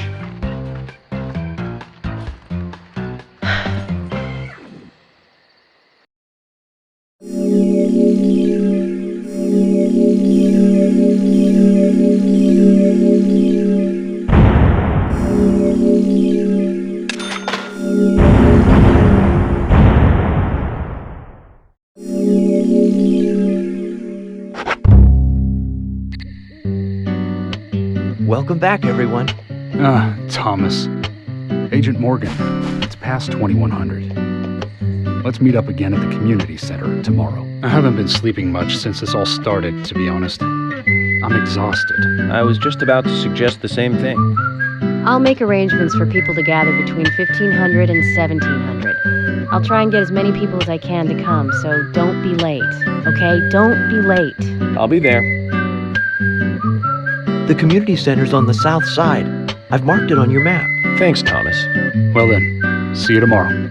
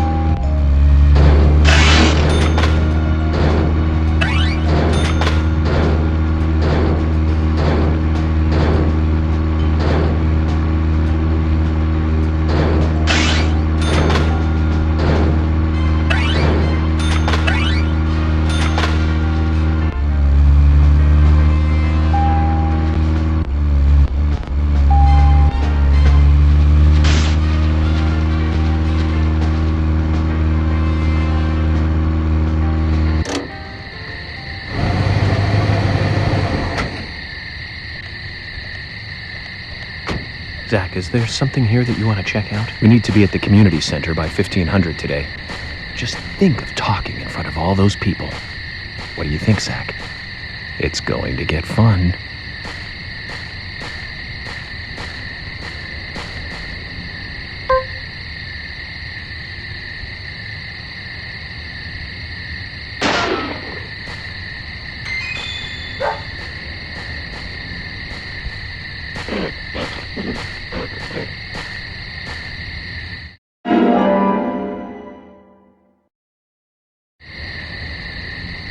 A human bone? This doesn't look related to the case, but shouldn't I let someone know?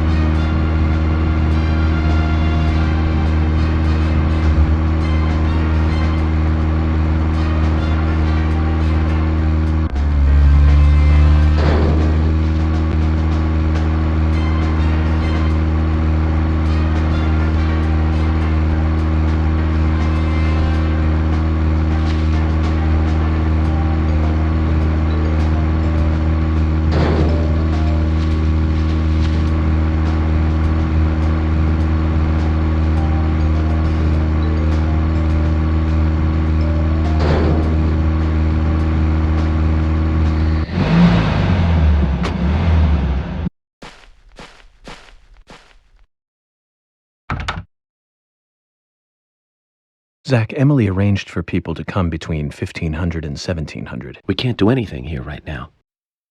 Let's come back at the right time.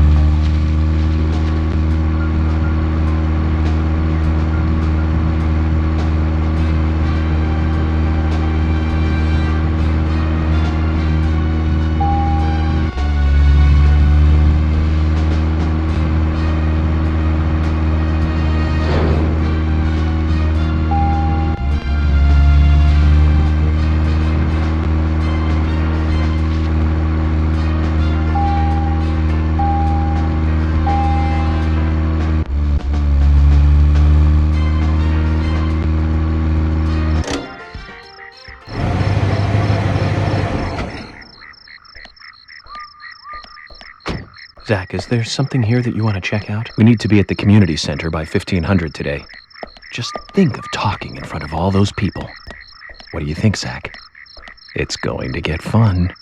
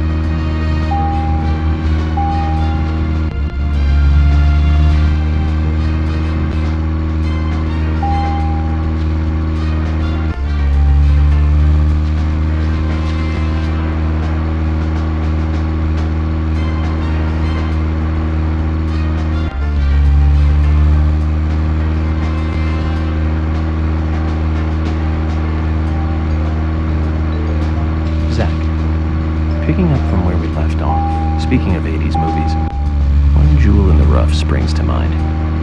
Deadly Spawn. You remember that one, Zach? Back in '83, directed by Douglas McKenna. Right, it was filmed pretty cheap, but still it was pretty good. The monster design with the mouth crammed full of teeth, I loved it. So many delicious B-movie cliches. Did you know that they made a sequel? But I never got to see the sequel. The rental store... Zach, we'll finish our chat later. Let's take a walk around here.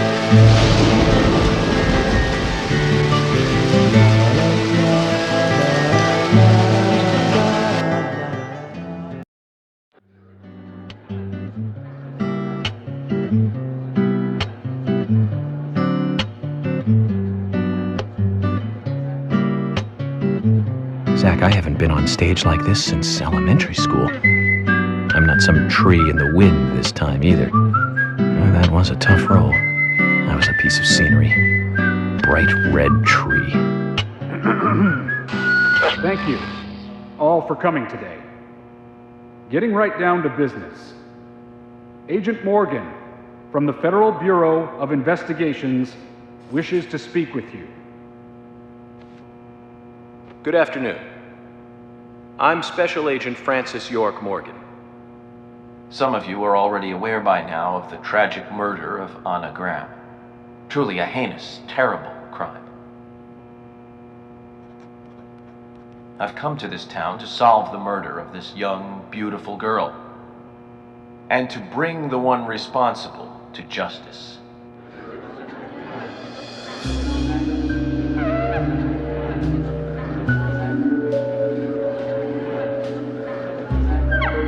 Unfortunately, incidents like these have a tendency to happen again.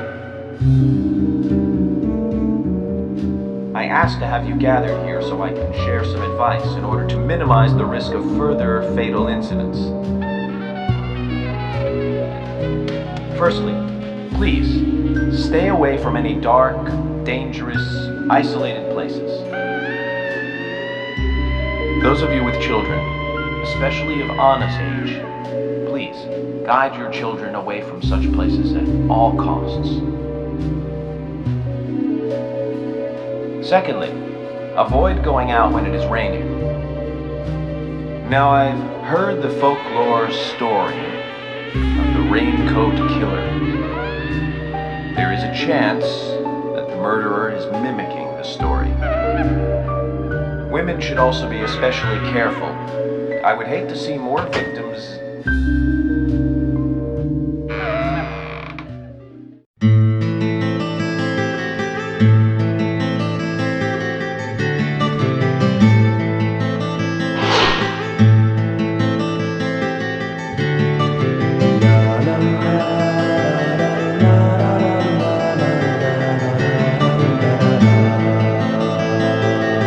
Who's the fashionably late one?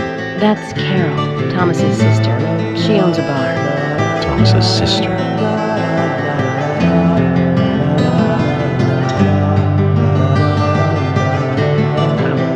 Excuse me. So, as I have said, avoid going outside when it is raining. Young women should be especially careful.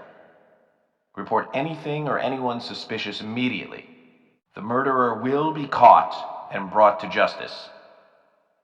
But you must all remain on guard until we do so. That's all I have to say. Thank you.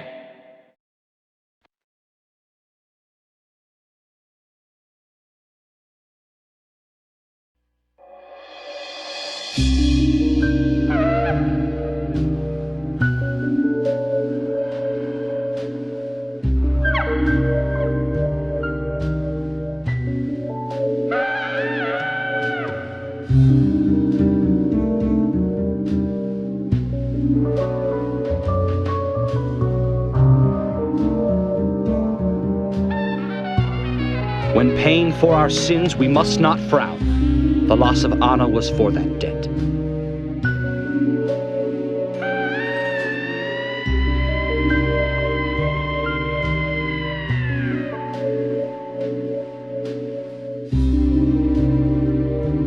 When purple fog covers our town, we'll all wander in hell, I fret.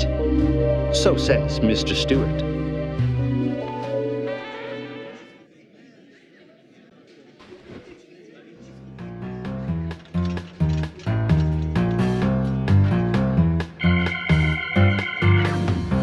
Sure knows how to steal thunder. Well then, Zach, let's ask some questions before all these guys leave.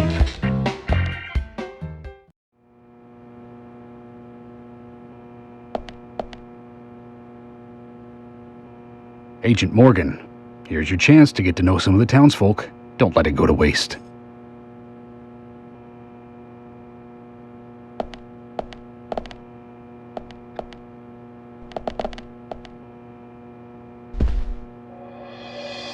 Quite a performance. Mysterious and very poetic. But I don't think many of your audience appreciated it.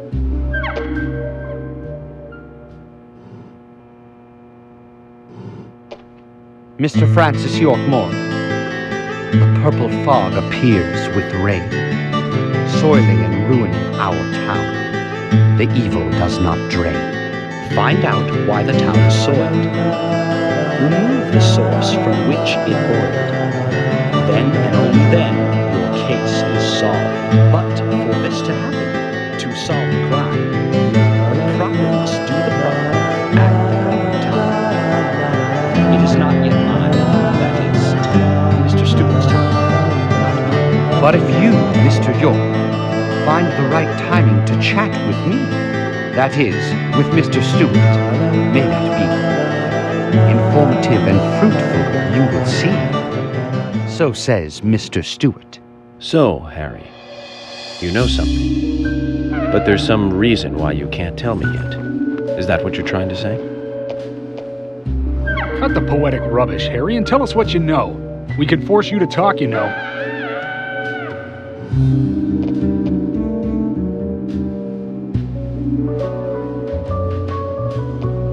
Mr. Francis York Morgan, pay close attention to the signs, the omens, and the premonitions.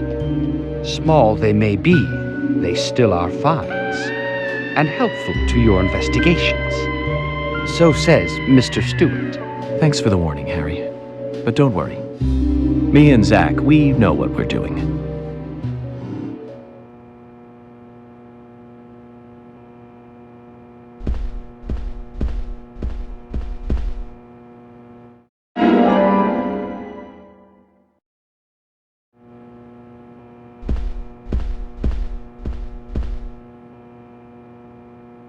Agent York, are you finished asking questions yet?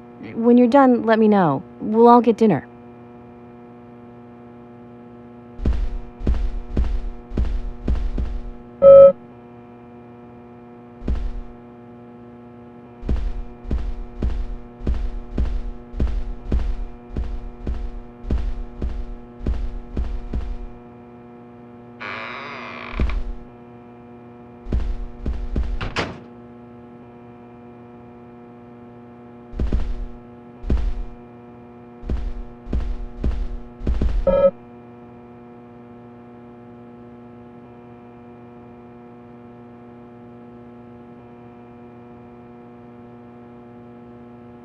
So you're the FBI agent, are you?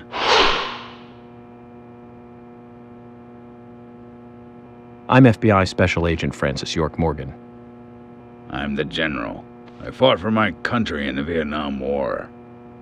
A real-life war hero. So why are you living here? Soldier, this is my hometown. After a man returns from war, there's no place to go other than his hometown. Your little speech, you mentioned the raincoat killer. Was that a problem? You imbecile. The raincoat killer's no myth, not mere folklore, nor a fairy tale. It's based on actual events that happened in this town. It is.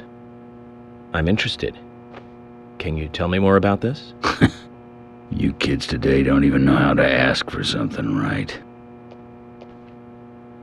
Soldier, if you want to hear more, you come to my office. He literally exudes raw power, Zach.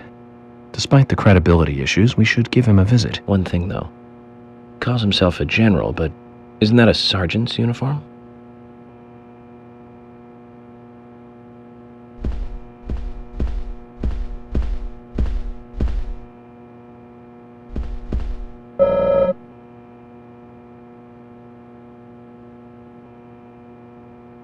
Are you getting closer to catching the murderer? Hello again, Fiona. Good to see you here. Well, Dr. Johnson told me to be here. He said it would be important. Well, that was good advice. He may be young, but he seems like a wise man. Oh, and he's a very hard-working person, too. Everyone thinks he's some kind of weirdo, but I don't think so at all. People don't understand why he's in the autopsy room all day, but I do. He's doing research to make the world a better place in the future. You know, he already made a fortune in LA with his career. I did not know that. You didn't? Oh, the doctor is a very rich man. He has a really big house over by the lake. Amazing, Zach. You must be loaded. Rich and young. A perfect combination. But you don't get that feeling from him at all, do you? He doesn't show it. That's one of the things I like best about him. Well, I could have been fooled if it weren't for you. Thanks for the valuable information, Fiona.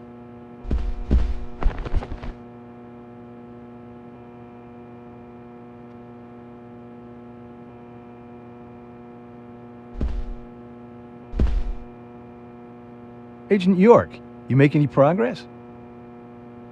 Of course, plenty. Tell me, Usha, when is Anna's funeral? That's still undecided. Sally isn't really in any condition to do it right now. Her mother? I don't see her here. Anna was her sole reason for living after her husband was deceased. Well, she's probably huddled up at home. And I should probably take some time to pay her a visit. Well, yes, you should. And I'd appreciate it if you could, too. But don't go too hard on her, okay?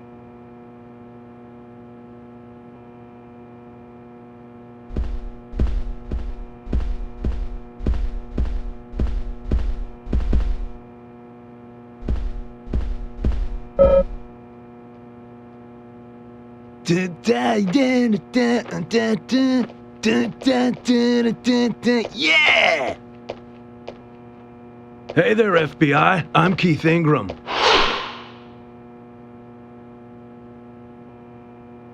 FBI Special Agent Francis York Morgan.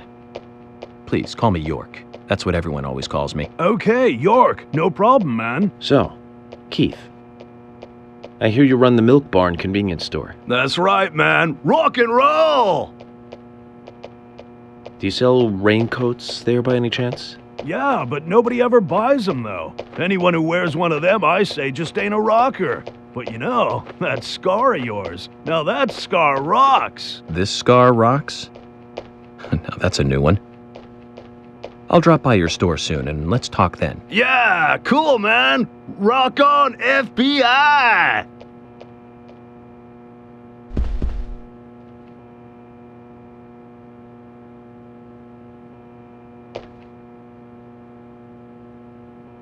You're Isaac and Isaiah's mother? Yes, I'm Lily.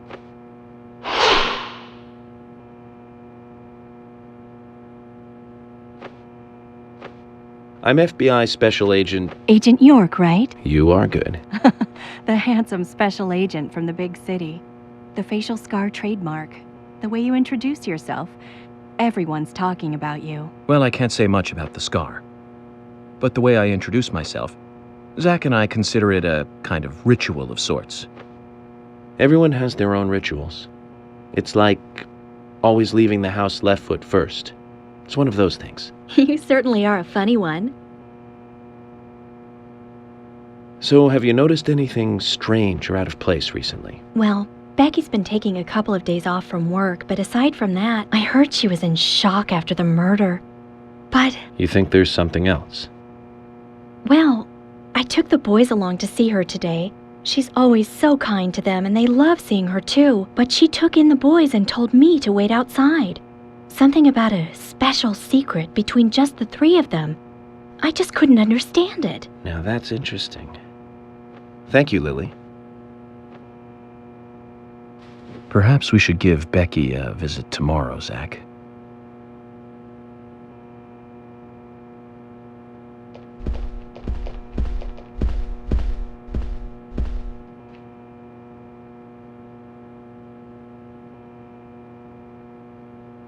I'm FBI Special Agent Francis York Morgan. Please, call me York. Wesley, owner of the gun store called Panda Bear.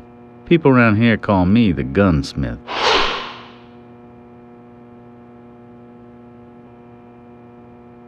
Was there something you want to ask me? How do you make a living running a gun store in a place like this? I'd be worried because there can't be that many customers. Worry gives a small thing a big shadow. I do gunsmith work in my shop, too. If you got the skills, the customers find you. All you need is a network. I hope so.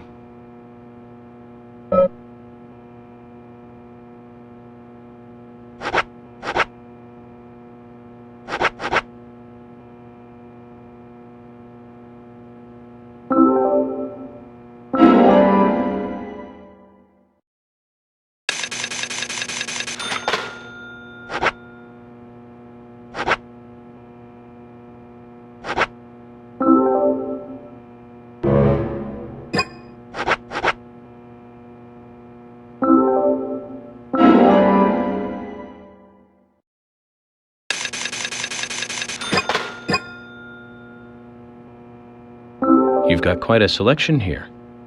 No wonder people come from all around. Even today, a customer paid me to go to Seattle for some help. I just got back. I see. Well, I'll be sure to visit your store sometime. I'd like for you to take a look at my gun. Understood. Look forward to it. The shop will be open again tomorrow. It's usually open from 2000 to 0600. See you then.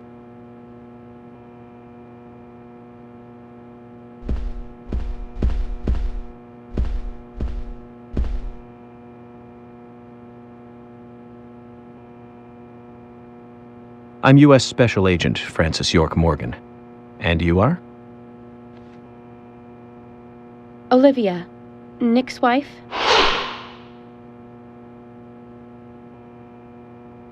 Anna worked at your husband's diner, right? What kind of girl was she? Well, she was a very hard worker. A nice girl. Did you ever see her acting strange? Well, not really. But there was one thing. Well, you see, the diner closes when it rains. Many shops do that around here, as you might have heard. Anyway, Anna always seemed unfocused the day after it rained. And came in late, too. It was almost as if she used up all her energy the day before. Come to think of it, that was really strange. Did that legendary monster really kill her? It wasn't a monster. Just a criminal. Criminal I'm going to catch and bring to justice.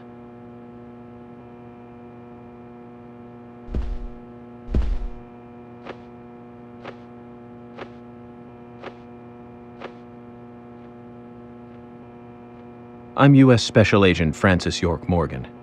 I presume you are the owner of the diner that Anna worked at? That's right.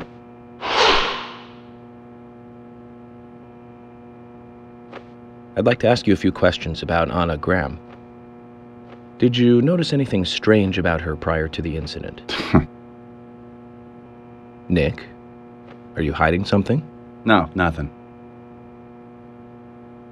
You're sure?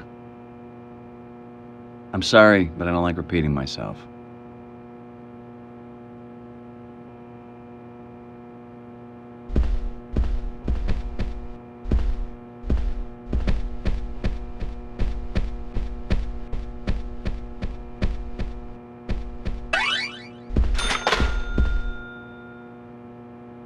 Mr. Morgan, you're quite an impressive public speaker. Really?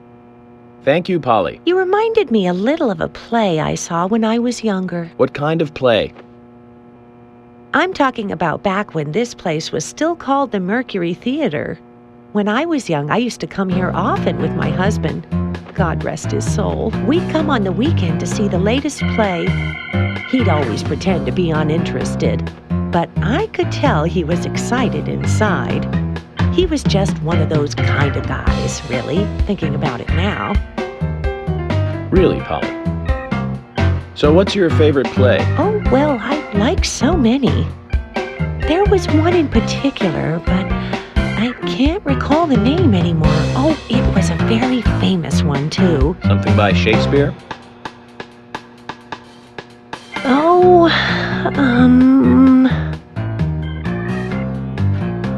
no, nothing. One more bell that doesn't ring anymore. I've always been forgetful about the plays we used to see anyway.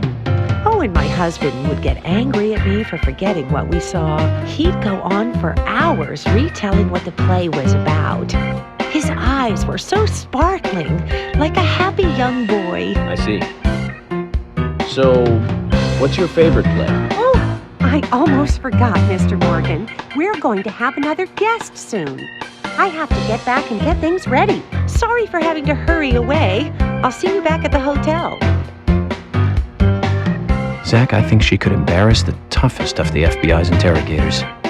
She successfully avoided answering my question, Zach. Amazing.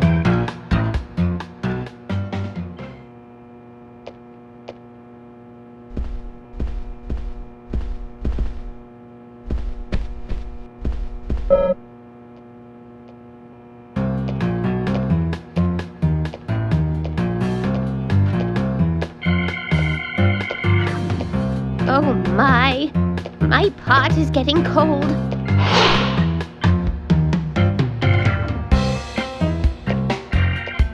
Hey, mister, my pot is getting cold. You are... who? What are you saying? I'm Sigourney. Sigourney. Sigourney. Okay. Now, what is the matter? Can you explain? No time for chatting. I need to hurry. My pot is getting colder. Oh, you're useless. Zach, we've met all sorts today, but really, she takes the cake. Amazing.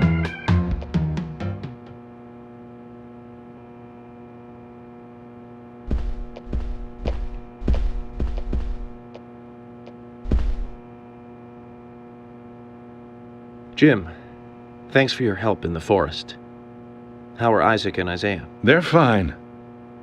They really seem to love their grandpa. Well, I guess they do, son. I want to keep them away from the filth of the material world as much as I can. Their mother agrees, which is why she lets me take care of them so often. And that's why I want you to solve this case quickly and go home. Those rumors about that scar of yours do more damage than good around here. I guess I reek of the material world, don't I? I have to, in order to do my job.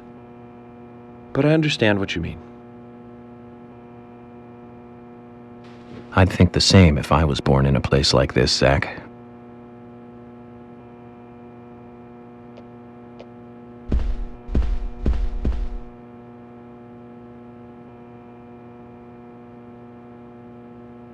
Hey, good looking. Nice speech.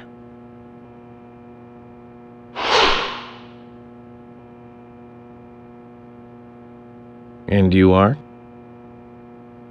Oh, I'm Gina. I'm married to Jack. He runs the gas station. Call me the Rose. You look pretty... revealing. Oh, this old thing. Oh, you should see some of my other clothes. You? Oh, now you are cool. That scar really is a turn-on. You should come to my station. I'll give you a little extra service. That would be great. I can't believe how expensive gasoline is nowadays. Some extra service would be great. Now, about my current case. Do you have any information on Anna? Have you seen anything suspicious? Oh, I don't know. Talk to my hubby about the difficult stuff, okay? This is getting us nowhere, Zach.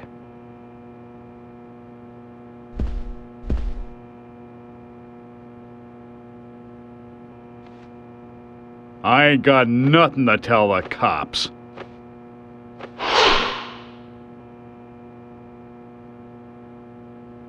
What about the FBI? Shut up. At least give me your name. I'm Jack. They call me Raging Bull. That's a manly nickname. If you want info, it'll cost you. I only talk to Ben Franklin. You know, first impressions are important. I can detain you for a few days, and maybe you'll become more fun to meet. Zach, this is a waste of time.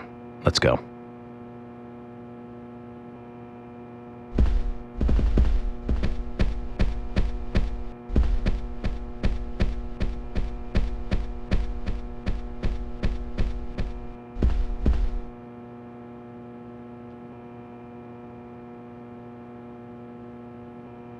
You're York, right?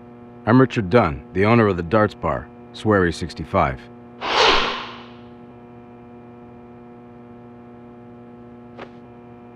How'd you like the town? Oh, it's great. Aside from the murder that happened here. Yep. Murder just doesn't fit with a small town like ours. Well, Richard, I'll have to correct you on that. Crimes don't care about size. Big town, small town, just isn't a factor. I guess you're right. So, how did you know Anna? I've known her since she was a child. She was the same age as my son. She always stood out, being pretty and all, just like her mother, Sally. What do you know about Sally? Well, I went all through school with her right here in town. I never thought our children would be the same age. I don't see her here today. Ah, well, see, she lost her husband, and this time it's her daughter. She's at home right now, trying to make peace with it all. You seem to know a lot. How long have you been in love with her? Hey, don't go there. That scar of yours tells me you got your hands full too, right? Let's not dive into personal matters. It'll be better for you and me. You're right, Richard. Collecting gossip won't help with the matter at hand.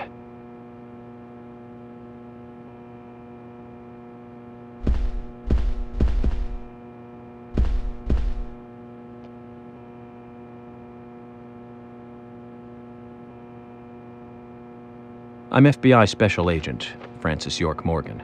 So Anna was killed. But why does that bring the FBI here?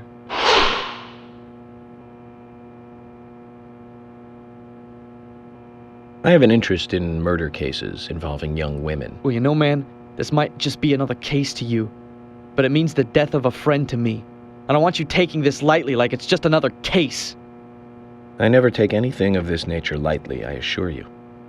I'm here to apprehend the perpetrator who did this. Yeah, because local enforcement can't shine their own boots, right? Good point. You can't always count on the police now, can you? But that doesn't mean you're going to capture the perpetrator yourself. Quint. How do you know my name? I memorized the name of every citizen before arriving in town. I also know about you and your significant other. You mean Becky? Don't underestimate the FBI. We know and see everything. I'm sorry if I was a little harsh. I want to help, I do. Okay? Okay, Zach, I'll tell you how I knew his name. He's got a small Q on his hat. That was the only name beginning with Q that I could think of. He was even kind enough to tell us his girlfriend's name. I can read him like a book, Zach.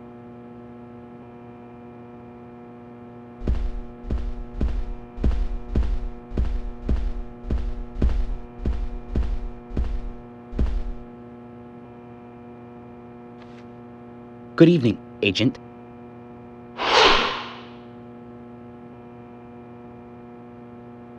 Good evening, Mr. Brian, the gravekeeper. Brian. Mr. Brian. I like the retro look. Auditioning for Little Grave on the Prairie? Anna. Oh, she was so beautiful. Too soon. Too soon to go to the grave. So sad. So sad.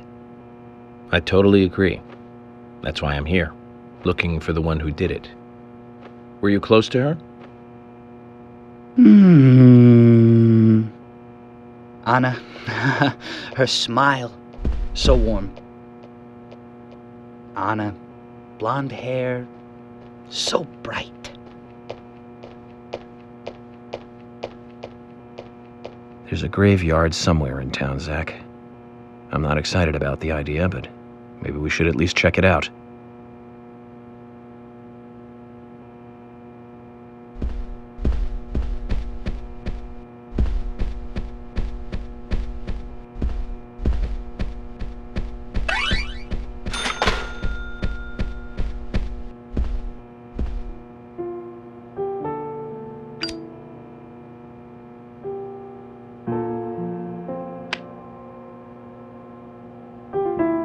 Anna was an airhead.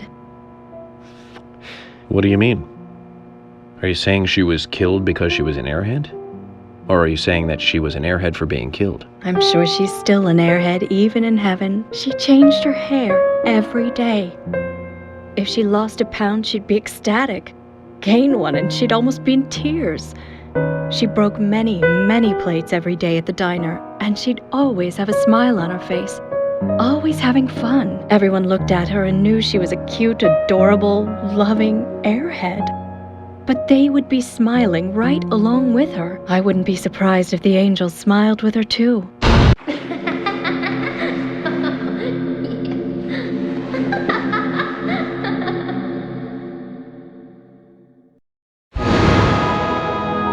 Isaac and Isaiah said that Anna was a fairy of the forest, a goddess.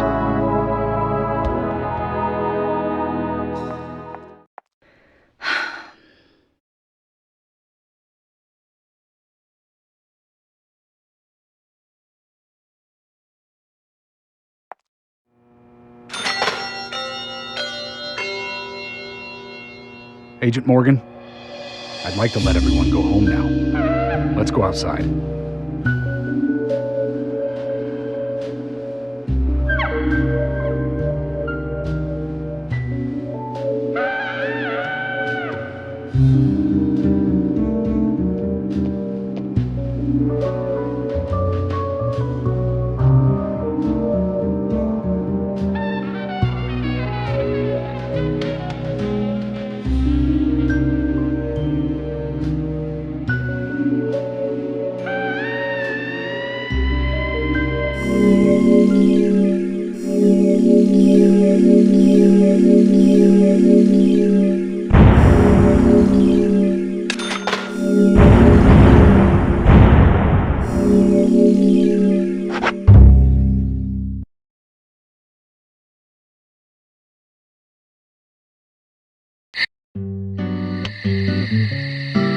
Well then, Agent York, do you have any plans for this evening? I was going to head back to the hotel and go over my notes.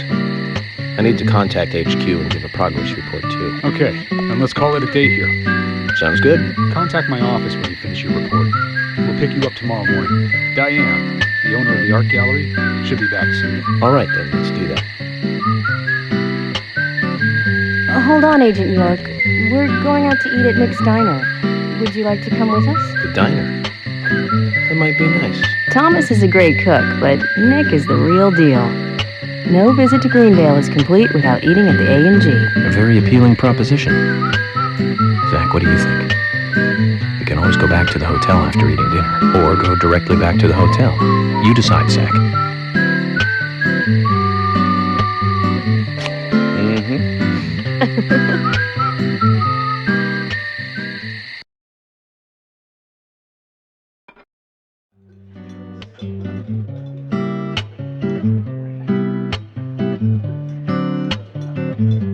I've been sheriff here for a long time now, and this is the worst murder I've ever seen. Our town is a little odd in some ways, but it's usually a peaceful place. We had our fair share of cases, but just the regular stuff. A high school kid shoplifting from the milk barn, maybe, or some hot-headed kids fighting, fueled on liquor. Nothing more than that. Agent York, what kind of cases have you dealt with in the past? Not much different from those you've just mentioned. The case I was on until last month, well, the guy killed 7 girls in a 3-month period. He sawed their heads off from the neck and took them back to his house. He cleaned the skulls up and used them as utensils in his daily life, to eat from or as a urine cup. He hated women. That was his way of dealing with it. He'd fill skulls with ice, cola, and rum, then he'd down it in one gulp. For him, that was a holy ritual. The question of his mental state was the pivotal point in the court case. Oh, man. For me, he was insane. 100%. Drinking from the skulls, well, that is one thing, but those he had used to relieve himself, he would then just use them to drink from, too. Yeah, that was too much for me. It's just not sanitary. Not sanitary. That's probably not the problem for most of us. What else? Ah, yes. An ingenious law school student raped over 800 victims. That was a nasty one. Thank you, Agent York. Now, let's talk about something else. You don't want to hear anymore? That's a shame, isn't it, Zach? I was just about to get to the good part, too. Sounds like you live in a totally different world. I mean, you're like an elite agent who just jumped out from a movie or something. In your eyes, we must look like we're just playing cops and robbers. I give up. I can't compete with you. Don't say that, Emily. The cases you have solved are all full-fledged crimes. A crime is a crime. Size doesn't matter. There is no big and small. Crimes always have a criminal and a victim. No victim will ever welcome a crime, no matter what its size. So, fundamentally, there is no difference in size. Well said, Agent Morgan. We work day and night to preserve peace and order in this town. You understand that, right? Of course. But still, I don't view shoplifting and Anna's murder as the same level of crime. Me neither. I never even dreamt that such a thing could ever even happen in this town. I keep on expecting to see Anna here in this diner, waiting on tables.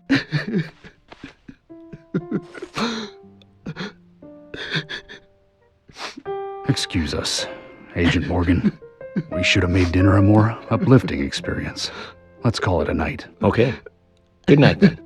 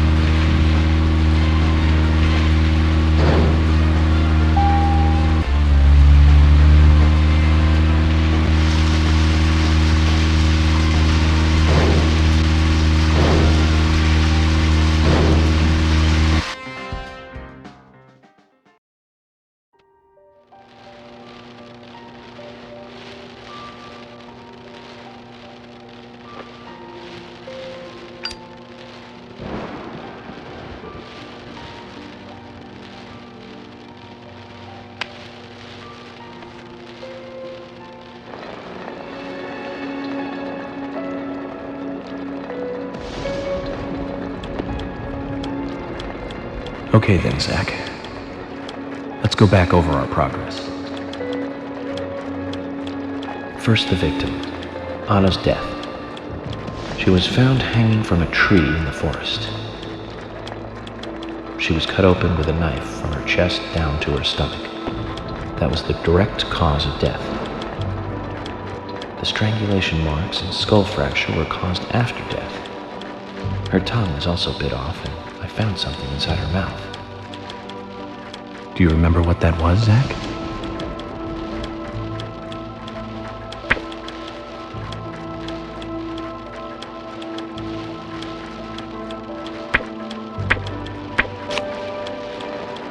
That's right. we found the same red seed in her mouth. According to Emily, it was raining when Anna was killed, but traces of tears were still evident on her face. Which means the perpetrator killed Anna under a roof in the lumber mill, and then carried her body into the woods after it stopped raining. We found numerous important pieces of evidence at the site of the crime, a total of 4 things. Knee prints in the grass, a wood chip with metal dust, a photo of a man with a tattoo on his back, and one other thing. Do you remember what that was, Zach?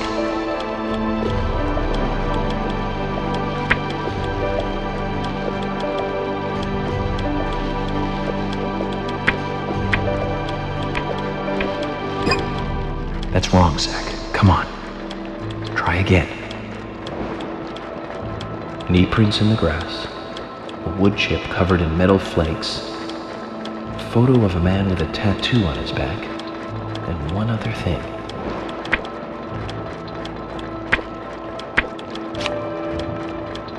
That's right, a broken stiletto heel. Aligning this with the other evidence suggests that 2 people came into contact with Anna's body prior to it being discovered by us. Those being the perpetrator who killed Anna and Miss Stiletto Heel. There is also the possibility that a third party carried Anna to the woods. That means we could be dealing with 3 people. 2 or 3 people. In any case, Miss Stiletto Heel may have vital information. We need to find her next. We didn't use forensic methods, but we're still closing in on the criminal.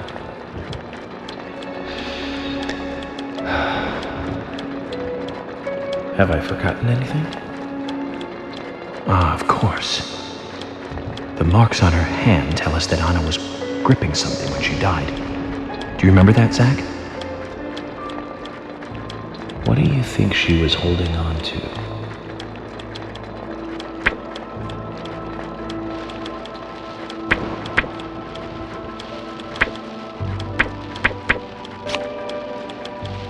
That's right. A round object. The marks on her hand suggest a peace mark. The man in the photo found in the woods had a tattoo of an upside-down peace mark on his back. These 2 could well be related. But we don't know for sure. Next, the townfolk. A few are worthy of special attention. Carol McLean, the singer and bar owner. She's Thomas's sister. Then there's Nick Cormack, the owner of the diner. Both of them seem to be hiding something. There's Diane, the owner of the art gallery, who's out of town. Then we have problematic, old, rich, and eccentric Harry. Both will be tough to crack. Well, we just have to go one by one. I've been thinking. One of the biggest rewards here is the fantastic food. Enjoying food is cultural, and yet it's also a bit uncivilized. It's interesting how good food motivates me to work harder during investigations. Oh, and on Emily's back, it was strange to me. Hey, don't take that the wrong way, Zach. I wasn't getting all excited or anything. But it did make me feel strange, nostalgic, and sad almost. It's starting to rain. I think this case may take a while.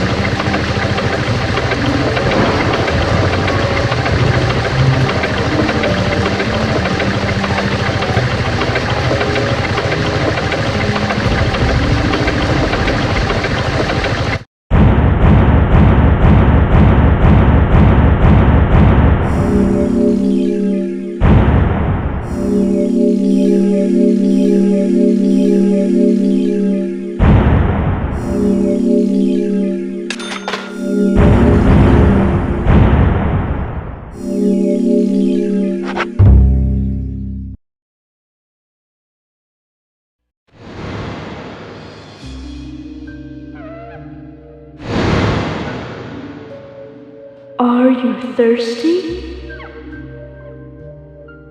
You must be very thirsty. You only take milk with your coffee? Coffee with milk, that's all.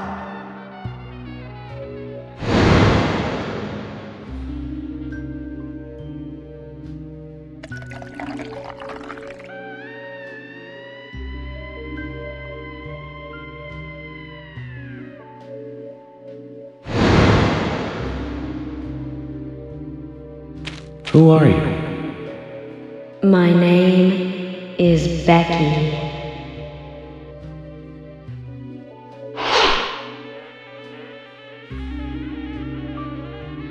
What are you doing here? My name is Becky. Anna's friend? My name is Becky. After your throat is quenched, you must do what you must do. Take a sip of coffee and go.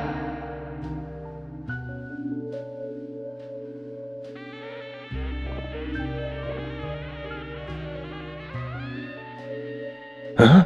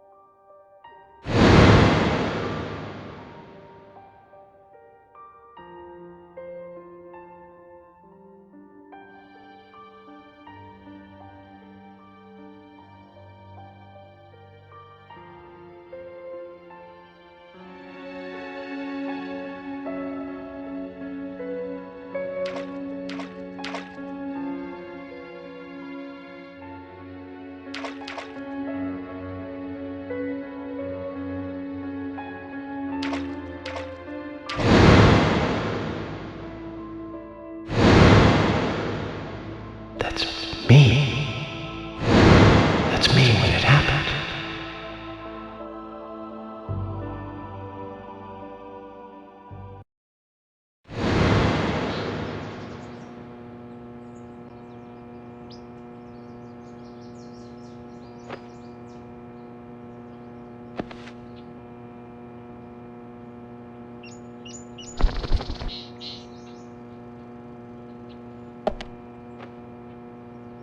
Zach, this case looks like it's directly related to us.